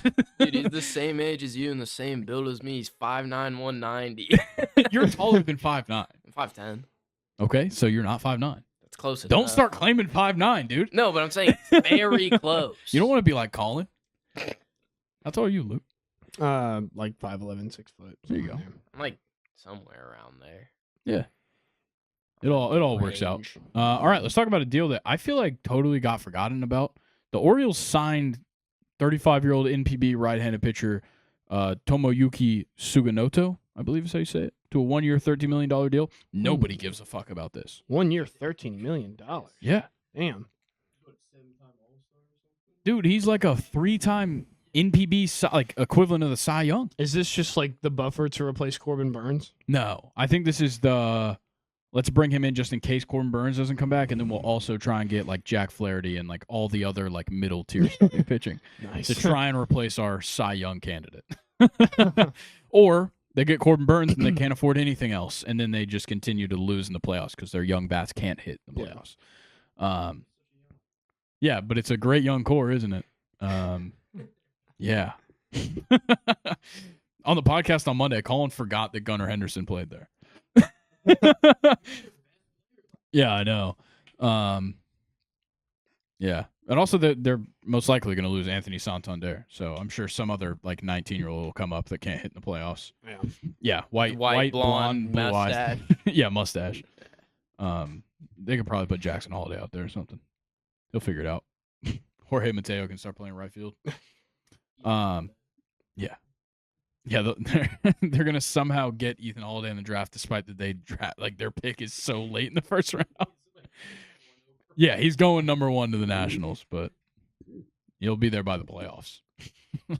Luckily, the draft is before the trade deadline. Yeah, a couple weeks before the trade deadline, so they can just trade him off immediately.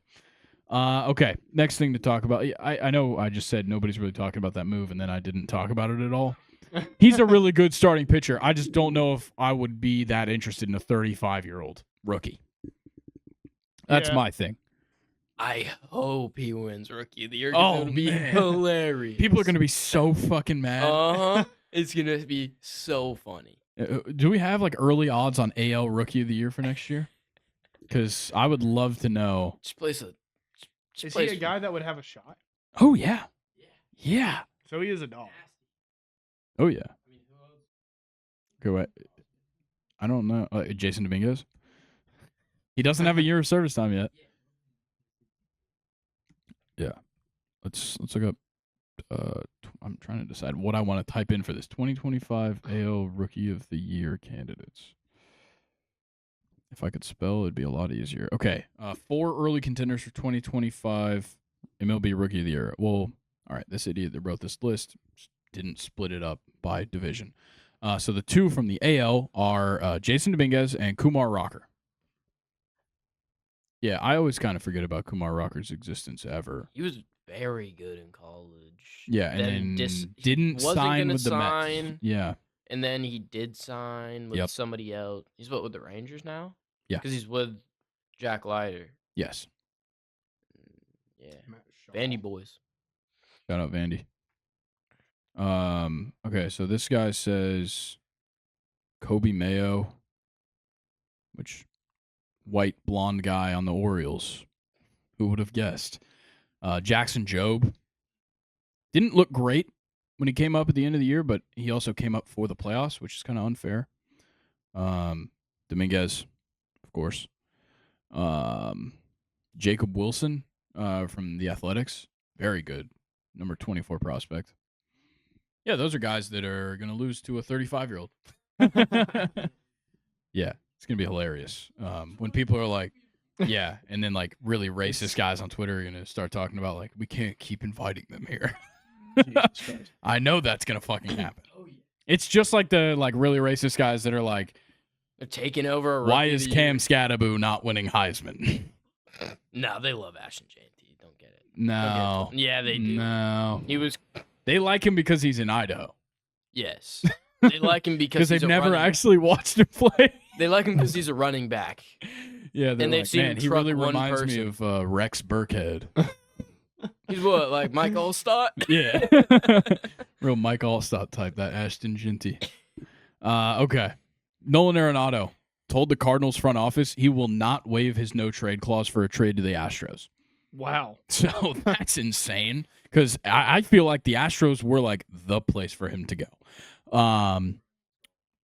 Well, not necessarily. That's kind of the question I want to put out there is should Houston commit to bringing back Bregman? I think no reason not to. That's my thing. I don't think he wants to leave. No, I don't think he necessarily does either, but it did seem like the Astros were aiming for like a soft reset with the Kyle Tucker trade. Now I don't know if you can go back on it now. And I think Bregman is part of that. Like, let Bregman go. is my thought. Where did Kyle Tucker end up again? Cubs. That's right. Got traded to the Cubs. I think That's as long right. as you have Jose Altuve, they're not going to be different. Yeah, like Yeah. Jose Altuve and Yordan Alvarez are going nowhere. That's the biggest thing to know. I think they're probably banking on Jeremy Pena to bounce back. Last year was really fucking bad. But I think they're counting on him to bounce back. You have a great young catcher in Yanier Diaz. You've got, some solid outfield play that you're going to get. You got some decent farm system pieces coming up. You have some decent starting pitching that's come up. Is it worth going back for Bregman? Because they did get Isaac Paredes, but it seemed like everybody was saying Paredes is going to be there, but he's going to move to first base, and they're going to go out and get a better glove at third. Yeah. Bregman and Arenado are better gloves. Arenado's not going. You probably need to let Bregman go. I think, in my opinion, stick with Paredes at third. Go after a first baseman like Alonso or Christian Walker. They got money. Yeah, they've got the money to spend. They haven't done anything this offseason. Yeah.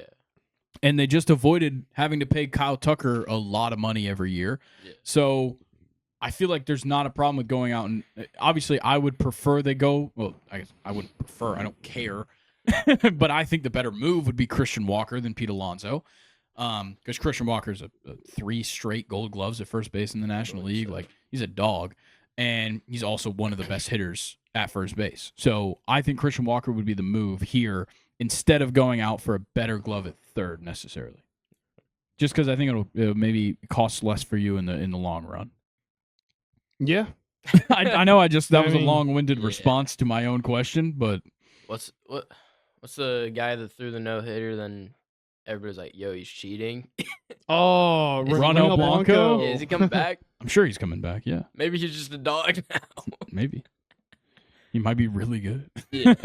He might be Pineda really 2.0. cheating too. Neck's just shining at all times. Like Michael Pineda. Yeah. That will never be beat. Not Pineda. I think we were watching Ronel Blanco. No, it was somebody.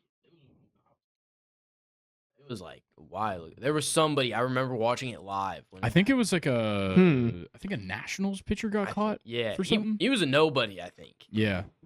I feel like there was one time I watched like Strasburg get checked. Maybe Yeah, Scherzer. it was Because I Scherzer. think one of them, like, he kept going to the back of his hat. Yeah. In the Bro, just when the didn't other fit. manager was just like, yeah, his hat probably just didn't fit like every other person. But yeah, there is some managers that just like to ask, which is the most annoying shit. Yeah, no, don't do that shit. Don't just keep asking. They're gonna check it between the innings. Don't ask in the middle of an inning to check a guy. No. Yeah, but even now, there's managers out there that are like requesting checks in the middle of games, and it's just annoying as fuck. Yeah. All right, I don't have anything else for the MLB. Nothing has happened. Like, literally nothing has happened. So we're going to move on to the Premier League. Got not great matches this weekend. We have good matches on Boxing Day. This weekend, we have, like, interesting team matchups to talk about, which kind of sucks. Yeah. But we're going to start with Aston Villa versus Man City. Two teams that cannot catch a fucking break. Exactly. That's why I wanted to talk about them at the same time, because obviously Man City, everybody knows. Everybody knows what the hell is going on in Manchester right now. Well, we don't know why. Well, we know why. Rodri's not playing. But it's been odd. I don't think it's to say the least. well, I mean, you've also seen like Jack Grealish, trash. Sucks. Phil Foden, trash. Yeah. Yeah. I don't. It really, like, with their talent, it shouldn't be all down to Rodri. You know? No, but it does. shouldn't. Ballon d'Or Definitely winner does. Yeah. there. So, Like, this is a team that God, Nottingham Forest is fourth now. yeah, Nottingham Forest is fourth. They have Above. a point clear of Man City. Man City's only got 2 points on Bournemouth and Villa. Yeah. That's insane. Man, look at Liverpool sitting up there with only 15 games played. Fucking Well, assholes. It's because one of their games got canceled. Does that say next game is Tottenham for them? Yes, it is. That's a pretty good on game. Sunday. This Sunday. Hmm. But Tottenham, Nah. yeah, they're not very good either. That's No. why I didn't want to put it in there, because I think it's just going to be a routing. Yeah, Manchester City obviously has things to figure out. They got that win over Nottingham Forest a couple weeks ago, but obviously that didn't really prove much, because they drew with Crystal Palace and then they lost to Man United. What a crazy Manchester derby. Oh yeah, Oh yeah, insane. At the Etihad. Yeah. Was it empty? I didn't see much. No, it was pretty packed. Yeah, I guess it's Manchester. Yeah, what was so. really interesting, though, and I always like to see, the away fans were going ballistic. Oh, I'm sure. At the last minute goal, it was so much fun to watch. Yeah, and then when you look at Aston Villa, they're in an interesting spot where, when they've played top teams, they've sucked, which is a huge problem. Yeah, definitely. 3-0, or they lost 3-0 to Chelsea. Beat Brentford 3-1. It's because Brentford was on the road.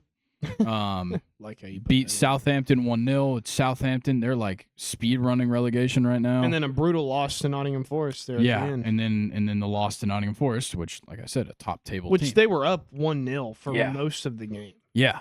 So Villa has their own things to figure out as well. Yeah. I think the one thing that goes to Manchester City's benefit is their defense is still there. Yeah. The defense is fine. It's not great, that's for sure, but the defense is still there. Yeah. The playmaking's just not there. No. And the ability to just show up and score 5 goals in a match isn't there anymore. And you and I, as well as Roy Keane, knows that if the playmaking's not there, Holland's not there. No, because Holland needs the ball at his feet inside the box. And going back to your point, I feel really bad for players like Gvardiol because he might be the best center back in the entire league this year. Him and Van Dijk. And I think nobody cares. No one cares. Yeah. Nobody cares about him. It's unreal. But Man City, despite their struggles, still 5th in the league, 27 points, plus 5 goal differential after all these issues. Mm-hmm. They're still doing it. They're still getting things done. It's just been quite a skid in all competitions. And I just don't know what makes them break through. What gets them past this? Because I feel like Pep is a more than capable manager of getting out of this position. Yeah. And I feel like they have a lot of players that are more than capable of getting out of the slumps they're in. But it seems like every single person on the field is in a slump. And they just can't escape that problem. Yeah. Where is Oscar Bob? Yeah, that's what they need. Should be they needed a late Oscar Bob winner. But I'm kind of leaning more towards I agree with you. Pep is more than capable of taking the squad that they have now, I think, and turning it around. But with how it's been lately, and especially coming at a time when it's right before the January transfer window, so you're kind of even further pushed to make maybe more drastic changes. Yeah. Maybe it's going to take a transfer window to help them potentially. out. Yeah, so I think they could make some small moves. Yeah, that could be a difference maker. I think the problem is a lot of times top of the table teams, especially perennial teams like Manchester City, are less likely to make January moves because there's less big name players to bring in. Yeah. And I think what really screwed Manchester City is they flopped on their summer transfer moves. The majority of them were depth moves that have not done anything. Was Doku? No, he was last summer. Okay. Yeah.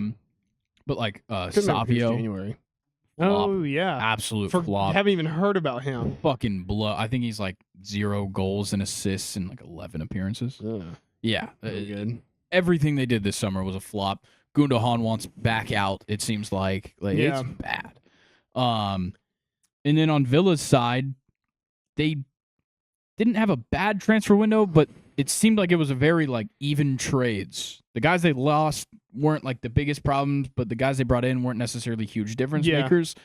And Ollie Watkins has taken a huge downturn in his performance. Luckily, they have Johan Duran, but still, but he's really only getting late goals and these late big goals. Yeah. A lot of times he's getting subbed on. Yeah, they just can't find consistency at the striker position right now, and it's brutal. It is brutal right now for them because if you look at this team last season, especially with Ollie Watkins firing on all cylinders, this is the kind of team where it's okay, they're going to go out, they're going to probably score 2 goals.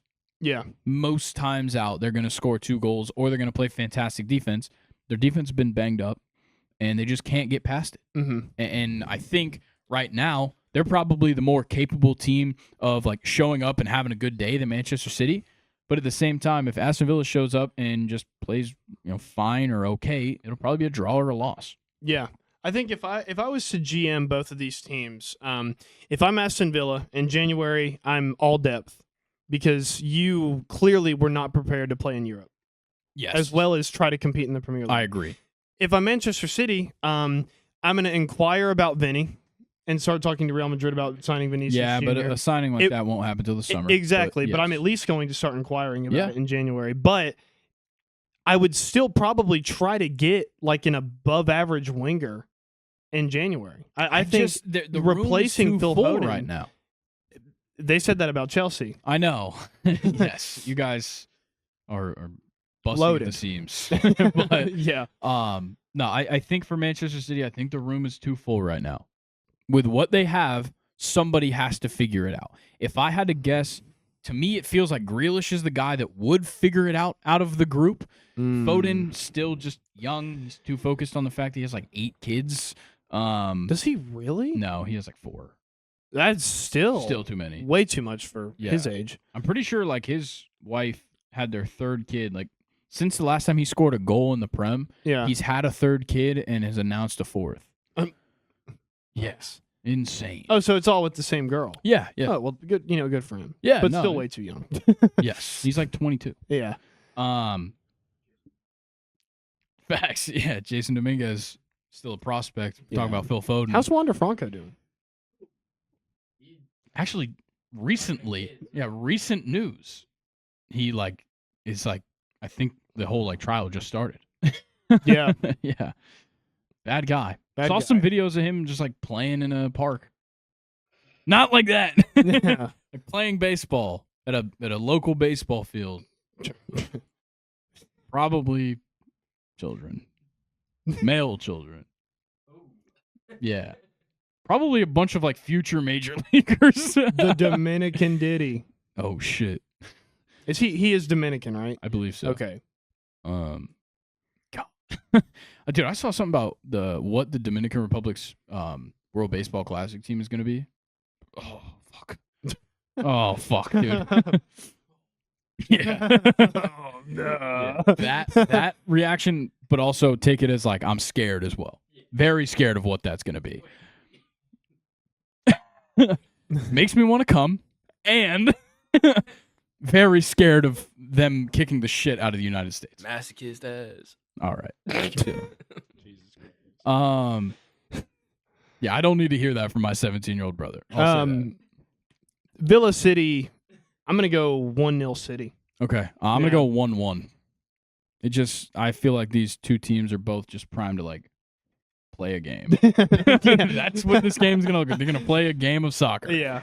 Nothing else to it. Brentford, Nottingham Forest. I put this here because Brentford is the home team. Brentford's the home team, and you know what that means. They want points. Let's look at those last 5. On the road, they lost 2-1 to Chelsea. At home, 4-2 over Newcastle. On the road, 3-1 Villa. At home, 4-1 over Leicester. And on the road, 0-0 with Everton. Brentford is only good at home. Yep. But they're taking on a top 4 team. Yeah. And a team that is hot. Very hot. The last 2 wins, 2-1 over Villa, 3-2 over Man United. They didn't lose 3-0 to Man City a couple weeks ago. Prior to that, 1-0 over Ipswich. This is a Nottingham Forest team that is still looking very good much later into the season than I thought they would. Oh, for sure. Yeah. So what does it mean? What does it mean? Brentford has the ability to score goals. Nottingham Forest has a top defense in the league right now, though. And Brentford gives up an unbelievable amount of goals. Yes. They have allowed 30 goals. Only 3 teams are worse than that this season. And 2 of them are in the relegation zone, and 1 of them is in 17th. Yeah. Brentford finds themselves in 11th, despite giving up 30 goals already this season, because they've scored 32 of them. Nottingham Forest does not score goals like that. They've scored 21. There's not a team with 21 goals under 12th place or past 12th place. Wow. So it's just this super weird. These 2 very odd teams, because of the positions they're in and the stats that they have, don't really line up. So I feel like Nottingham Forest is the team that's more capable of just getting it done because they've done it all year. But Brentford has been so good at home, and the fact that it's not just they've won most games at home, but they're still getting wins on the road. It's all of their wins are at home, and they have 3 points on the road, all from draws. It's insane. It's unbelievable. Yeah. And it's just such a big factor when I'm looking at this matchup, and any matchup that Brentford plays. The first thing I'm thinking is, are they home or away? And that's crazy. And I'm even I have to contemplate it with a team that right now would be in the Champions League. Yeah. Nottingham Forest have won the Champions League before. That is true. Yeah. I know Brentford hasn't. Definitely not. Yeah, it's a strange game. Yeah. I don't know. Nottingham Forest definitely has a task, because a lot of teams have not been able to go to Brentford and have a good game. Yeah. So, yeah. Who all have Brentford beaten at home? At home, Brentford has beaten Crystal Palace, Southampton, Wolves, Ipswich, Bournemouth, Leicester, and Newcastle. Okay, so maybe not the best teams, for sure. This probably would be the best. This is definitely the best team. The thing is that there are losses on the road, at Liverpool, on the road, Man City, on the road, Tottenham, on the road, United, on the road, Fulham, on the road, Villa, and on the road, Chelsea. Maybe it has nothing to do with being home or away. Maybe it's just the teams they've played away. That is a great point. Because that's actually those insane. And I wasn't even reading their draws. A draw on the road with Everton and a draw at home with West Ham. That's a weird kind of outlier draw. Yeah. West Ham. Dude, Brentford is weird. But then again, you did bring up a good point. All these losses at home, or all these losses on the road, are against the best teams. Yeah. So that might also be a factor. So now looking at that, I think I am going to go with Nottingham Forest. I think I also like Nottingham Forest. They're going to break the pattern, but I think I will go with Nottingham. I'll go with a 2-1. I like Wissa and Mbemo too much to not at least contribute to a goal. Yeah. But they're still going to lose. I'm going to actually go 3-1 Nottingham Forest. I think we'll have a surprisingly good goal-scoring performance just because Brentford's defense is abysmal. Yeah. They do have Flecken, though. They do have Flecken. But I've kind of realized that maybe only his match ratings are inflated by how many shots how much volume he's getting. Yes, he gets so many saves. Yeah. All right, next match, Brighton versus West Ham. Two teams certainly in a position where they need to start turning some things around. Yeah. Brighton's last four have been brutal. A 3-1 loss to Crystal Palace, 2-2 draw with Leicester, 3-1 loss to Fulham, and a 1-1 draw with Southampton. That's some of the worst teams in the league. Yeah. Other than Fulham. Fulham's number 8. But still, Brighton has not looked good whatsoever. Can't really pinpoint what the problem is necessarily, but they just aren't getting it done. Because they're still scoring. They haven't gotten clean sheeted in these last 4. But they're just, the defense looks pretty brutal right now. Yeah. And then on West Ham side, thanks Ethan. On West Ham side, they're getting okay results against okay teams and bad results against good teams. They're doing what I guess they should be, theoretically, being the 14th team in the table. Mm-hmm. But they shouldn't be the 14th team in the table. No, their squad's too good. Yeah, they have way too much talent. Yeah. I think, once again, a similar issue to the problem they've had for years is they just don't have a real striker. Yeah. And it just still hasn't happened. There's 21 goals scored for them. Fulkrug gotten more chances yet, though? I haven't really looked into it. Because we did, recently talk about Mikel Antonio got in that awful car accident. Yeah. So yeah, I know right now Jared Bowen leads the team in goals. Did that just say that Mikel Antonio was red carded?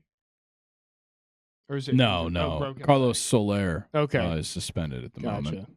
He's one that I also haven't heard much about. That was a good signing for them. Yeah. Right at PSG. Yeah. Let me see if we can get anything on Fulkrug. It looks like Jared Bowen's been playing striker, which is not a good sign for Fulkrug. Does he not look good in practice? I don't or know. Something? Can someone write an article about why he's just not getting played? He's got 1 goal in 5 matches. 108 minutes played in 5 matches. Yeah, that's not a lot at all. No. That means he's getting the last 20. For only 5 matches. He hasn't. So he played 34 minutes against Bournemouth on December 16th. He didn't play against Wolves. And then played 11 minutes and scored against Leicester in a 3-1 victory. And before that game on December 3rd, he hadn't played since a game against Hungary on September 7th. I don't get it. So he just came back from injury. So he only has been active for 6 matches. He's gotten 1 start in the Premier League. Only been active for 6 matches. He got 1 start for West Ham, and it was a Carabao Cup match against Bournemouth, where he played 74 minutes and then got subbed off. Why would you sign a striker that played in the Champions League final only to bench him for Jared Bowen? I don't know. But I feel like he needs his chance. I think right now they're probably letting him get back to health. Yeah. Because he is less than a month removed from returning from this injury. True. So I get that part. But and maybe they are just acclimating him in. He got 11 minutes against Leicester and then 2 weeks later, 34 minutes against Bournemouth. So maybe we do see him start this weekend. I don't know. I do agree with you, though. Nicholas Füllkrug needs his shot. He's 31 years old. He is an experienced striker. He had multiple good years at Werder Bremen. Then goes to Dortmund. Played pretty well at Dortmund. Like you said, he played in the Champions League final. Had a good Euros, too. Yeah, had a good Euros as well for Germany. Why the fuck is he not getting a chance? I know he's been hurt, but right now you got to start getting him into the rotation for sure. Yes. With that being said, it's hard to pick against Brighton. I know they're not playing well, but it just doesn't.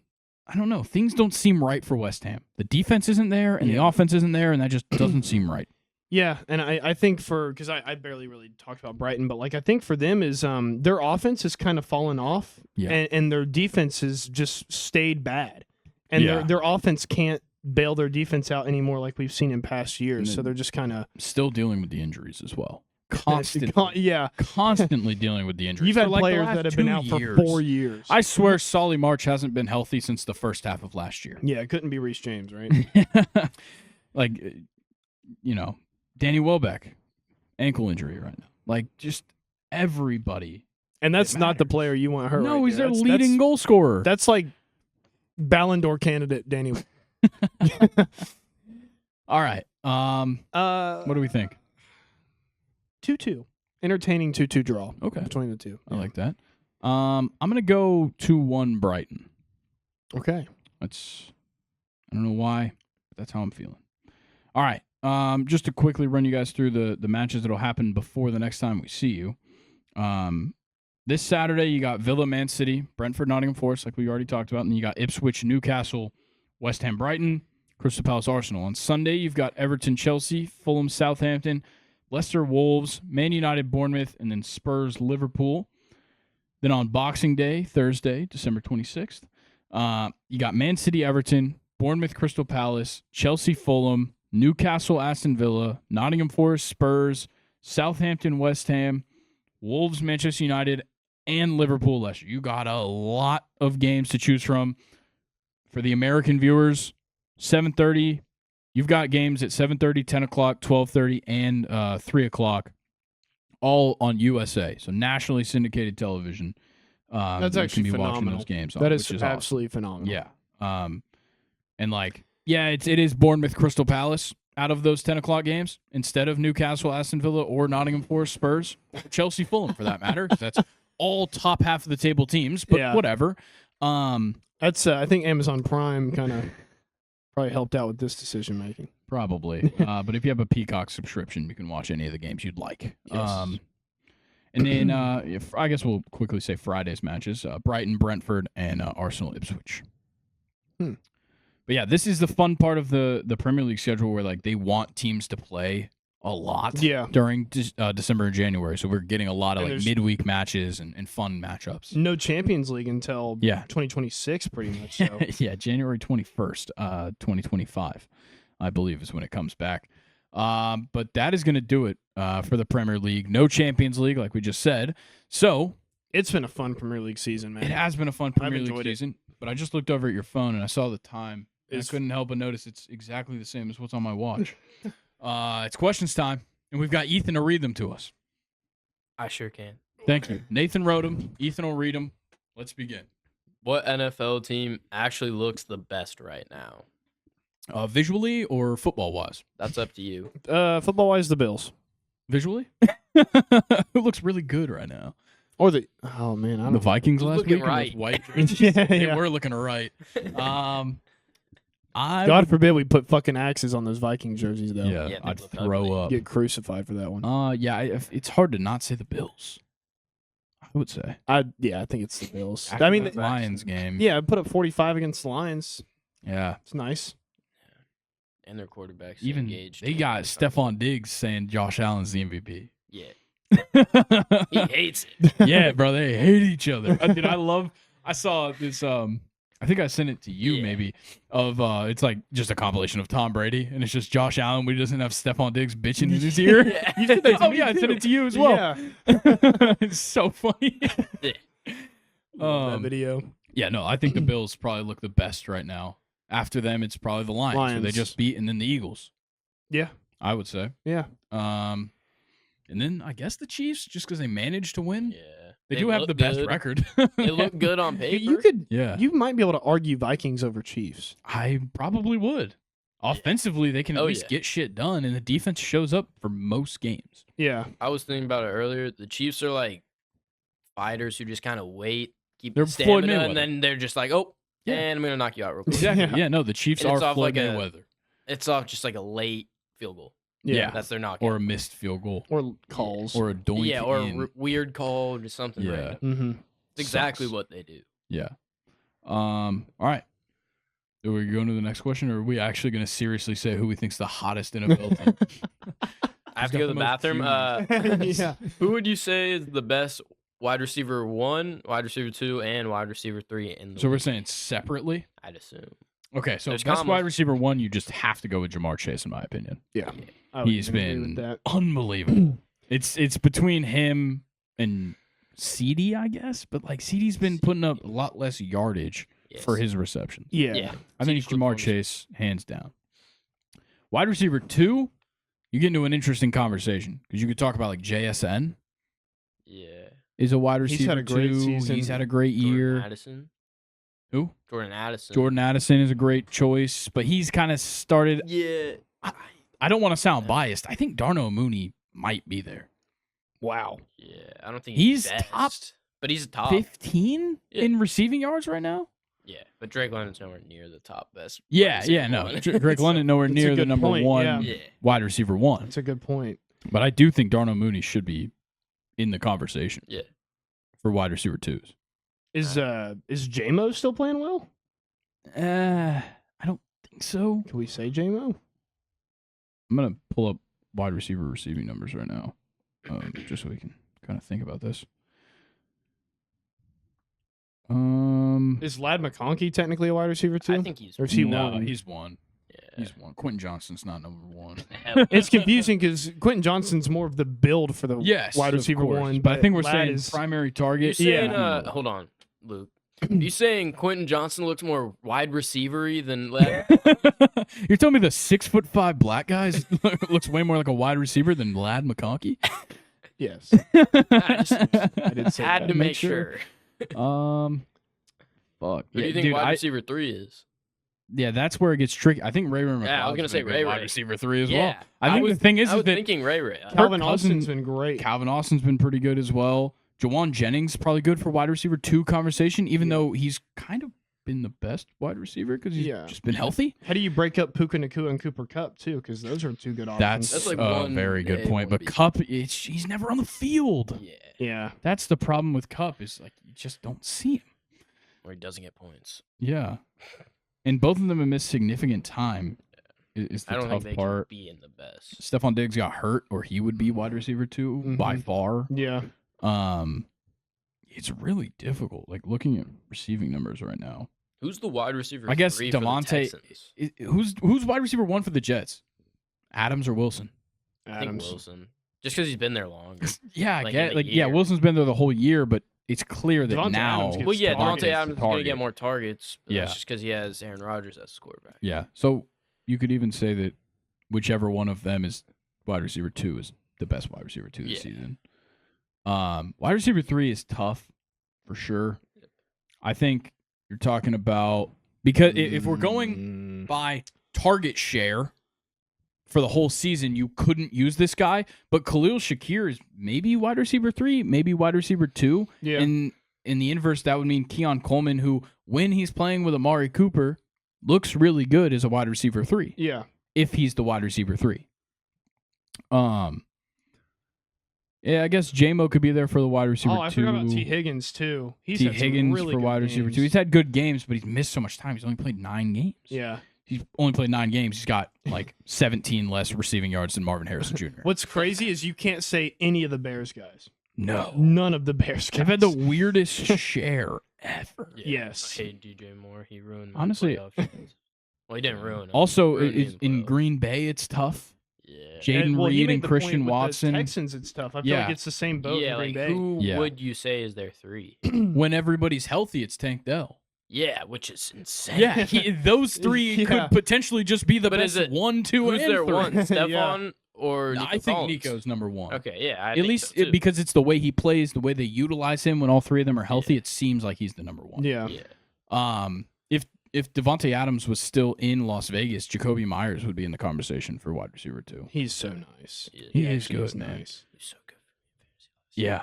Yeah, he's great in fantasy. Oh yeah. And you also have a weird situation in Indianapolis. Yeah. They don't know who. I to think throw all of to, them are so- wide receiver 3. Yeah. Because wide receiver 1 is the ground, and wide receiver 2 is the other team, Yeah. and then wide receiver 3 is Alec Pierce, Josh Downs, and Michael Pittman Jr. Yeah, that's a tough one. Wide receiver 3 just gets super weird because, like, Yeah, I don't know. it's Rashad who's Bateman the could probably wide be in the wide receiver receiver 2 3 too. conversation as well. Mm. He's It's been also really hard good to the last decide couple who weeks. a wide receiver 3 is on a lot Yeah, of teams. and I think as well with how the tight end position has evolved, Yeah, wide receiver some of 3s them- are fucking useless. Yeah. Yeah. Because If shit, you're running just have a 5 nasty receivers, bro, wide receiver 1 for the Raiders, Cardinals, shit, the 49ers this season, it's all tight ends. Yeah. Yeah, the Chiefs most years. It's crazy. Miami some Yeah. weeks. because you're not using a slot receiver and a tight end. Yeah. And then Chris Godwin getting hurt early in the season screwed up him for being probably either 1 or 2. Him and Mike Evans interchangeable there. It's a tough conversation to have, I would say. Yeah. But Alright. Closing statements. Jamar Chase is the best wide receiver 1, For sure. and I personally would put Darnell Mooney as the best wide receiver 2. Ray I is don't 3. know, man. I think it's a big drop off, but I would love say his progression, but I don't think I could give that to him. I think he's had It's an just- unbelievable year. Yeah. He's tied with really Lad good. McConkey in receiving yards. He's And very good touchdowns. right now. Really? Yes. He's played one more game than Lad, but if you want a guy that he's played the same amount of games as, Cortland Sutton has 5 more receiving yards than him on 20 more receptions. Mm. So 20 more targets, 9 more receptions. So Yeah.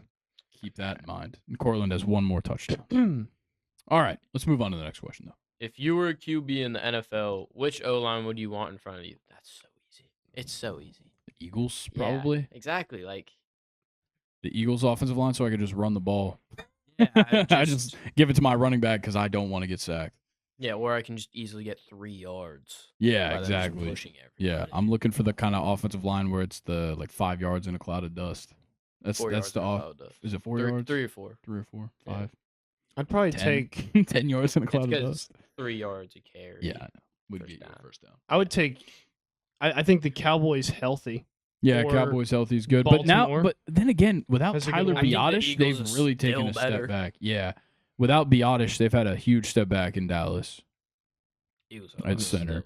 He's a What about dog. Cooper BB. He's fine. You're talking think- about Beatty. I Cooper was talking BB. about what you said. What? He's fine. Sure. Chill, man. No, I think it's probably still the Eagles, Yeah. even without Kelsey. For sure. Oh, they're better at the Yeah. tush push this year. Yeah, they are. Which is insane. Conversion wise. Yes. They also ran it way more. I bet they're having less Passing. fun in the tush push with that. Oh, Kelsey. Yeah. My Lotta keeps the vibes. Yeah. My Lotta keeps And the vibes Lane. up. Yeah, Yeah, because Lane. they're on the outside. They just kind of. Yeah. Is my Lotta a tackle? Yeah. He's a guard. No. I don't know why. It's. Who is their left guard? Dickerson? Yeah, it is. I was about to say it. Landon Dickerson's a fucking dog. He is. Like Landon Dickerson a lot. They're right. I know they're right, and I can't remember it right now. Jurgens? Yeah, I Cam think it is. Jurgens? Or is he the center? He might be a center. Hold on. Yeah, get that answered. Ask us the other question in the meantime. What football position do you think should make more money? Running backs. Cornerbacks. Ooh. Yeah. We have had this discussion of the cornerback wide it receiver is. thing. We have. Jurgens at center. Okay. Mekhi Becton at guard. Oh, I forgot they traded for him. Yeah. Not a bad trade. No.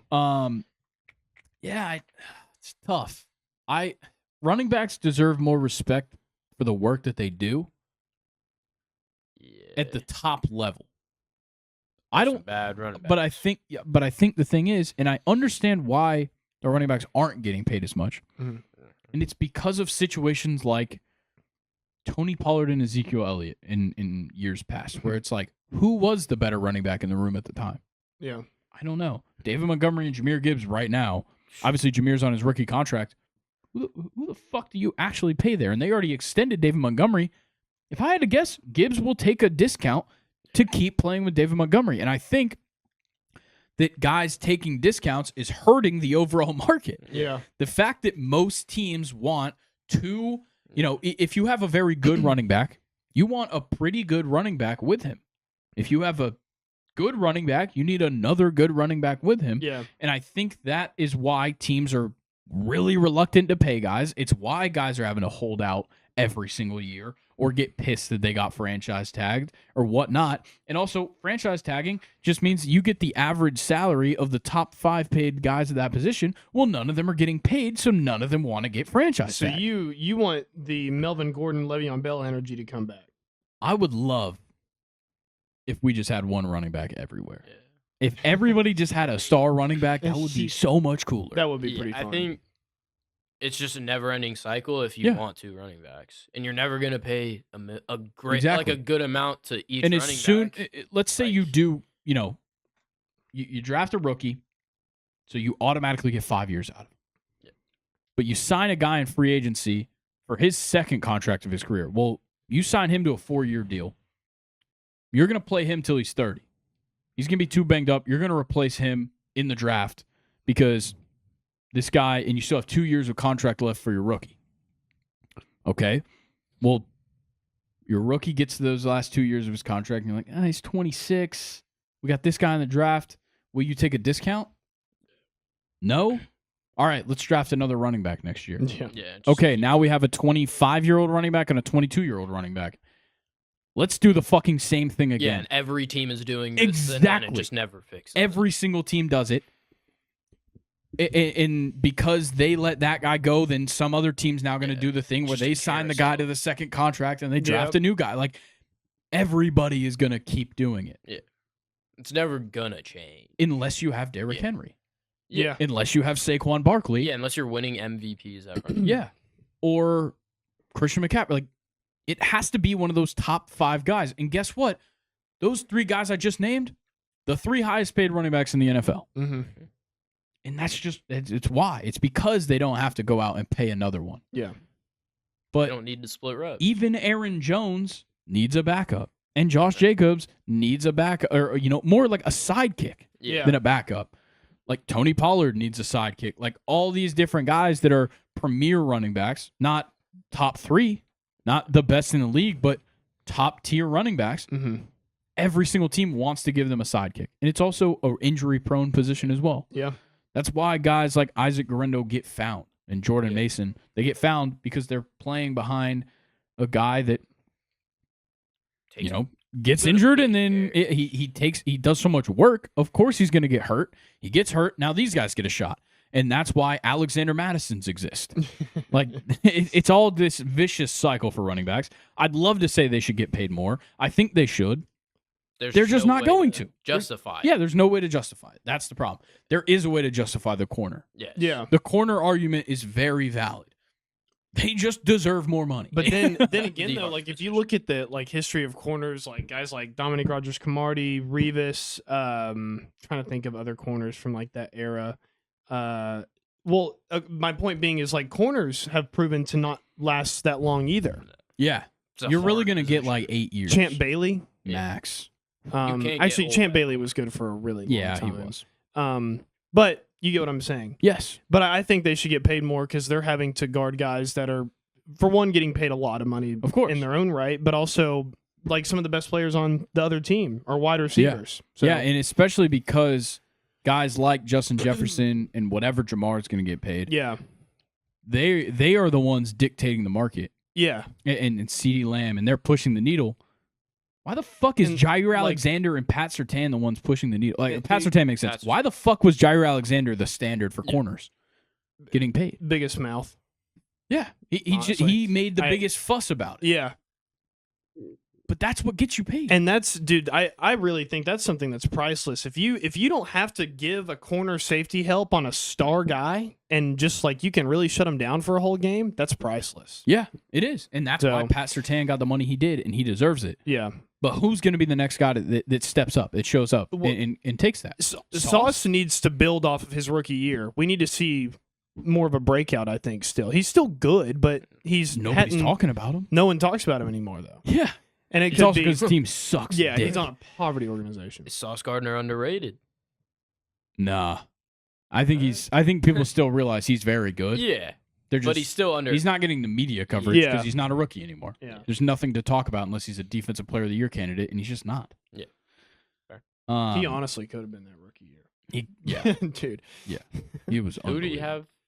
Bosa won Yeah. defensive or player of the year. I'm pretty sure that His was 2 rookie years year? ago, right? Because that was when Bosa had like 20 sacks, right? That was TJ 2021, Was it on TJ Watt? 21, 22, right? Am I Hold on. or wait? No, it was 22, 23 is when Bosa won defensive player of the year. Which would have been Sauce's rookie year. Yeah. Yeah, okay. It was the second season that we covered football. Or no, the first season of our podcast. So Yeah. yeah. Yeah. That's right. I think it was Why do Sauce and I Bosa. literally cannot recall Bosa winning a defensive player of the year. At least I'm like very sure he Bro, I did. don't want NBA. Bro, just look up Joey Bosa, defensive on. player of the year. It was Nick Bosa. Or yeah, sorry, that's what I meant this Yeah. whole time was Nick, not Joey. I Sorry. figured. You just kept saying Bosa, and I was like, I'd assume he's saying Yeah. Nick, but So Yeah. did TJ win it the year before? I believe so. Okay. Yes. That would be 2022. Yeah. Okay. Marcus I- Smart won it for basketball in 2022. That was a Awesome. weird one. Yeah. I don't think you should have won it. All right. Next question. I don't want to get too bogged down in the. If you were trying to conversation. convince someone to sign to your team in free agency, what would your pitch be for your team? What sport? I'd assume Baseball? baseball. Because or it's the off football. season right now. Yeah. What is your pitch as a Yankees fan? Hard. History? Is that it? we Is that got all- rings. Yeah. Go talk through about- the. Go the- to center field. Yeah, probably talk about the history, the fans living in New York, and Glaber. I don't know if I'd bring up living in New York. I don't know if that's a desirable thing. Being in New York. Yeah, Not living in New Jersey. Yeah. What's good about that? Nothing. No. Yeah, I guess so. Yeah. If we're talking baseball, yeah. Yeah. But if we were talking the Steelers, I'd bring up the same thing. It's all about East tradition. Rutherford. Don't you just love the Meadowlands? Yeah.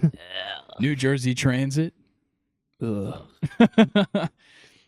I feel like Pittsburgh is a tougher sell. But history is the thing. Like Yeah. tradition and history is way bigger than like the market. Mhm. But also to some players, being in a small market city is Yeah. nice. Exactly. Yeah. Quaint.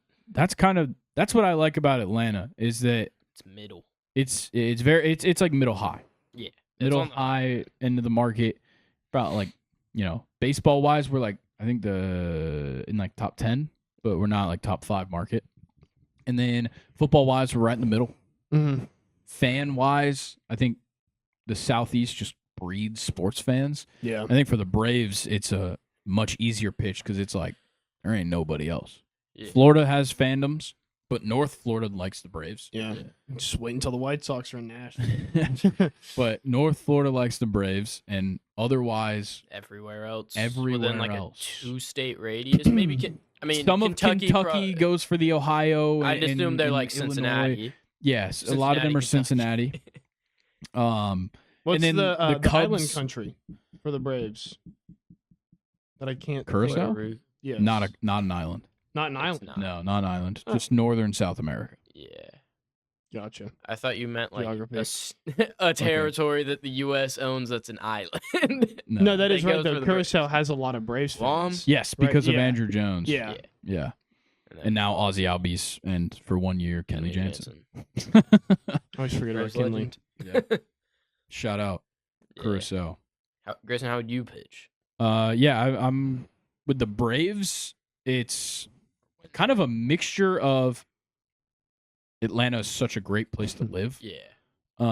It really is. It is, dude. It's a fantastic place to live. You got Magic City, yeah, Magic City. You got rap culture, rap culture, Black Some history. southern kid that does not You care. have wings. It's some kid from like Lowndes. yeah, exactly. He doesn't I'm- care about yeah. any of that. Yeah. Well, I don't have to pitch a kid from Lowndes. I just have to draft him. Yeah. yeah, yeah. I just draft a kid from Lowndes County. He knows, like, oh, I don't want to get nowhere close to Atlanta. So Yeah. he's going to live up here. He's gonna live in like Bridge Alpha. Mill. Bridge Mill. He's literally going to live like 15 minutes from right where we were sitting. Yeah. he's gonna live in like Alpharetta. But see, that's also the Put him in also Forest the Park. nice thing about Atlanta, It's a massive especially area for with the great Braves. places to be. The stadium's on the north side, Yeah, it's right. and by it's the not like it's so much different from if I was pitching for the Falcons, because especially for baseball, you don't practice. highway. No. You don't just- have practice. don't- You yeah. don't you have just a play. practice facility. You just play 162 games. You go fuck off for 2 months. You go to spring training in Florida, And you're back to it. and you're back to just living all over the country. and then There you- is no practice. I don't You have to be practice like, for, look, 2 weeks at spring training. we play in Midtown, but you got to live up near Flowery Branch because that's where the practice facility is. Yeah. I don't have to do that for baseball. No. No. So I could let you live fucking anywhere. You could live in Carrollton for all I give a fuck about. Because you could take Alabama. 285. It's going to bring you right out there. It's right just- at the yeah, stadium. It's only Yeah, Cobb 'cause it County. is- it It's is- not yeah. that bad. yeah. It is in the perfect spot. Exactly. It's literally near every single interconnecting thing. Yeah. Live in Villa Rica for all I care. Yeah. You can make it there pretty Villa easy. Rica. Yeah, nobody wants to live in Villa Rica. I know that. I'm just saying places that would still be Yeah. super easy to get to the Braves Stadium. No, from. you're exactly It's right. literally in the perfect spot because you could go anywhere in the state Yeah. from right there. Exactly. But like you could also live in Midtown if you wanted to. But nobody's gonna. Those are the highest paid players. But you know, yeah, single but they don't want to like. single guy, 22 Yeah. years old, he might want to live in an Apartment, yeah. like a penthouse in Midtown. Sounds pretty badass. Yeah. With all the huzz around. Yeah. Yeah, He's no, the I one that think wants to go to Magic City. that's the Yeah. pitch. The pitch is first, for an older guy in the league, great place for your family. you can retire here. You can easy. retire here easily. You got some lakes. Think some about yeah, mountains. exactly. Think about it. Plenty If you of want right Yeah. now, One good you lake. live Yeah. on Lake Allatoona or Lake Lanier for Carter's. Got to be Carter's. now. Okay, well That's whatever. retirement. Carter's would be No, retirement. retirement is you go farther north. You go to Oconee. Yeah, I was gonna say. Ah, That's Yeah, but that's every more- single SEC head coach has a house on Oconee. Oconee. Yeah, but it's more east. that is true. That's the only. Yeah, Yeah. I know. It's very. No, it's east. west. No, it No, is it's east. very it is east. It is It's east. like but by still, Athens. But that's what I'm saying. You stay in Georgia. Yes. You still stay in Georgia. Mhm. Yeah, no, You I could think pass Braves. Lake It's and go get primarily something. the living situation. Yeah. How easy it is to live here, price, not a necessarily high state income tax, that kind of stuff. Yeah. But then it's also the history. It's Hank Aaron and Chipper Jones and the Yeah. Hall of Fame legacy of these guys and The 90s. yeah, the 90s is such a big part of it. You have a recent We're world champion, Yep. like We're win now. that right kind now. of stuff. Yeah, we're in a win now situation. Snickers are respectable. It's all those things. guy. Yeah, Great Snicker coach. is a lifelong or a career long Braves organization The Yeah. coach. Team loves all. Team of it. loves him. Like Team loves. you each also other. now have all local Great. farm systems as Yeah. well. Yeah. So for a younger player, it's appealing because you're going to play in Rome, you're going to play in Columbus. now, You're gonna play in and then you're Gwinnett. going to play in You're Gwinnett, gonna play in and you're pretty going to much play Atlanta. every corner of. Yeah, Georgia. yeah, because you could play low A Augusta. Yeah. Technically, it's in South Carolina, but it's still the Augusta Green Jackets. Yeah, you can literally play in every single corner of Georgia if you come up with the Braves. Yeah, That's exactly. sick. And that's You a could. great. And then you play in the middle of it. Yeah. That's Well, the North, well, You could North retire. Middle. the epicenter. And go to Yes. the Barrier Islands as well in retirement. That's true. Yeah, Could live out there. Could go I to mean, the I Barrier think it's Islands. shit, Alright. but maybe for an old Yeah. guy. Maybe. Who knows? I'm I think there's a lot of things to be desirable about for a free agent coming. Georgia to has everything. Yeah, especially for the Braves. Yeah. You hear that, NBA players? Yeah. Please. Actually, dude, there's maybe more reason than ever for NBA players to play in Atlanta. Hey, we're semifinalists in the NBA Cup. Exactly. Don't even get me fucking started, dude. Giannis Antetokounmpo is such a nerd. Touch grass. Facts. For real. Why is he about to be an MVP? You big Greek bitch. Why'd you beat Shea? Facts. On a Tuesday night for the NBA Why'd Cup? you beat my king on a Tuesday night? I'm bored. Could we have beaten the Thunder? Nah. Nah, I don't think so either. Shea was a body bag. Yeah. J-Dub would have gone crazy. Yeah. Is Chet hurt? No. It's something you can typically bet on. Hartenstein. No, Chet is hurt. Hartenstein's in. Yeah, there you go. And he's going off. Shout out Hartenstein. He's actually insane right now. Despite visually, he is black. No, he's not. Yeah, he is. Despite visually. Yeah. Took me a minute. Yeah, nah. Shout out Hartenstein. Didn't Josh Hart like try and get him to say the N-word on his podcast? Probably. I think he has black family. Probably. Like, Josh Hart and Jalen might just are be so funny. black. Yeah. No, Knicks is sick, except for the fact that I'm a Hawks fan. Did you guys see the video of Amari Stoudemire walking in public being like, Nobody I'm gonna incognito, notice me." nobody gonna notice me. And then somebody's like, Amari! And he's like, damn. He's wearing a fucking Knicks jacket and he's 6'11". Yeah, and he just has like his hood on. Yeah, like, bro, of course you're Amari Stoudemire. It's so funny. If I saw I could have not seen his face. If he was 6'11" wearing a Knicks jacket, I'm immediately thinking Amari Stoudemire. Yeah. Tyson Chandler. Patrick I don't know Ewing- if is Tyson Chandler. I think he's like 6'9". Yeah. Tyson Chandler? Yeah. He might If be you're 6'9". short, you He's a can't little tell bit the bigger. difference. 2 inches. What? I've seen Tyson Chandler in real life. Have you actually? Yeah. Why? Like, what was the... Wait, What am I happened? thinking of the right guy? Tyson Chandler was the center, played for like the Nuggets. He has Knicks? the Suns, right? No, I'm thinking of And the Boozer. Sun- I'm thinking of Carlos Boozer. I think Tyson Yeah. Chandler played for all of the teams you just mentioned. Yeah, Yeah, but I think Carlos Boozer might have as well. Or maybe I was thinking of Tyson Chandler in my mind, but the name I was thinking of was Carlos Boozer. That guy. Yeah. I have not seen Tyson Chandler. I have seen Carlos Boozer. Carlos Boozer has the The painted. stuns Yeah. and the painted on hair. Carlos. Nice. Shut up. Shout out Spanish. That's... Exactly. Yeah, I have seen Carlos Boozer in person. He's on the His team. last season was in... What? Is that- 2014-15? He was on the Redeem team. I know Yeah, that. he was on the Redeem team. Yeah. Yeah. He's like mid 2000s. Yeah, he was a 2000s guy. Yeah. Shout out Boozer. Shout out the Boozer twins. Yeah, we should just have a side podcast, NBA, but Nah. we don't know anything. Yeah. It's like I just know names. yeah, the names and sometimes stuff. I know like a little. Ask me like mid 2010s shit. I got you. Yeah. Like mid to late 2010s, 2017 NBA. I'm Rewatch there. podcast. I'll talk about LaMarcus all the- Aldridge in 2017 all all the day. 2016 regular season. And we're just out here talking about the MVP race in 2016. I wonder who's gonna win. I wonder if Steph's gonna win it this time. You think he could go back to Actually, back? did they? Wait, was 2016 when they went 80? Was that the year that they got the Yeah, then they blew a 3-1 lead. yeah, in the the 3-1 finals. lead. Yeah. Who won MVP that year though? Steph. Damn. Sure did. Wasn't that the second year in a row? But it's Dame time, right? But that was second year in a row, I think. I think you're right. I can't. I never remember that shit. 2015 NBA MVP. Looky there. Steph Curry. Okay. What other questions we got? I think there's Uh, one or two more. Yeah. One more. Okay. Also, Final we question. never talk about Falcons. I think it's please come here, please come here. For the love of God, please. We'll sell fucking Atlanta United, please. What would you name your unstoppable play if you were a coach? I ain't having any special names. Yeah, nah. Mm. I'm having like John Gruden. Yeah, I'm trying to have like Bill Belichick ass names for plays. Like pain and sorrow. Like some dark shit that X he would right definitely. 328. Yeah. Boom. Yeah.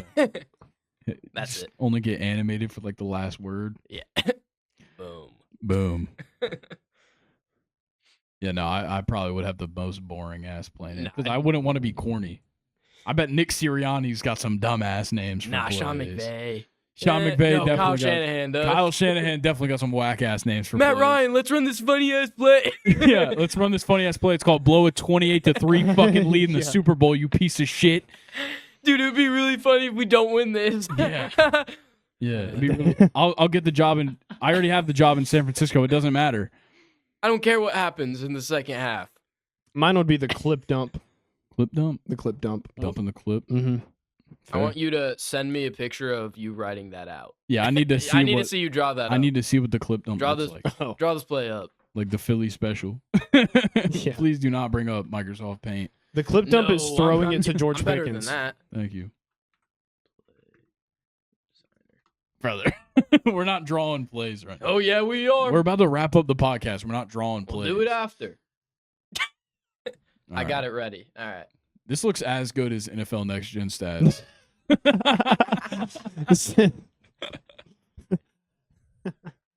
Come back here. All right. That's it.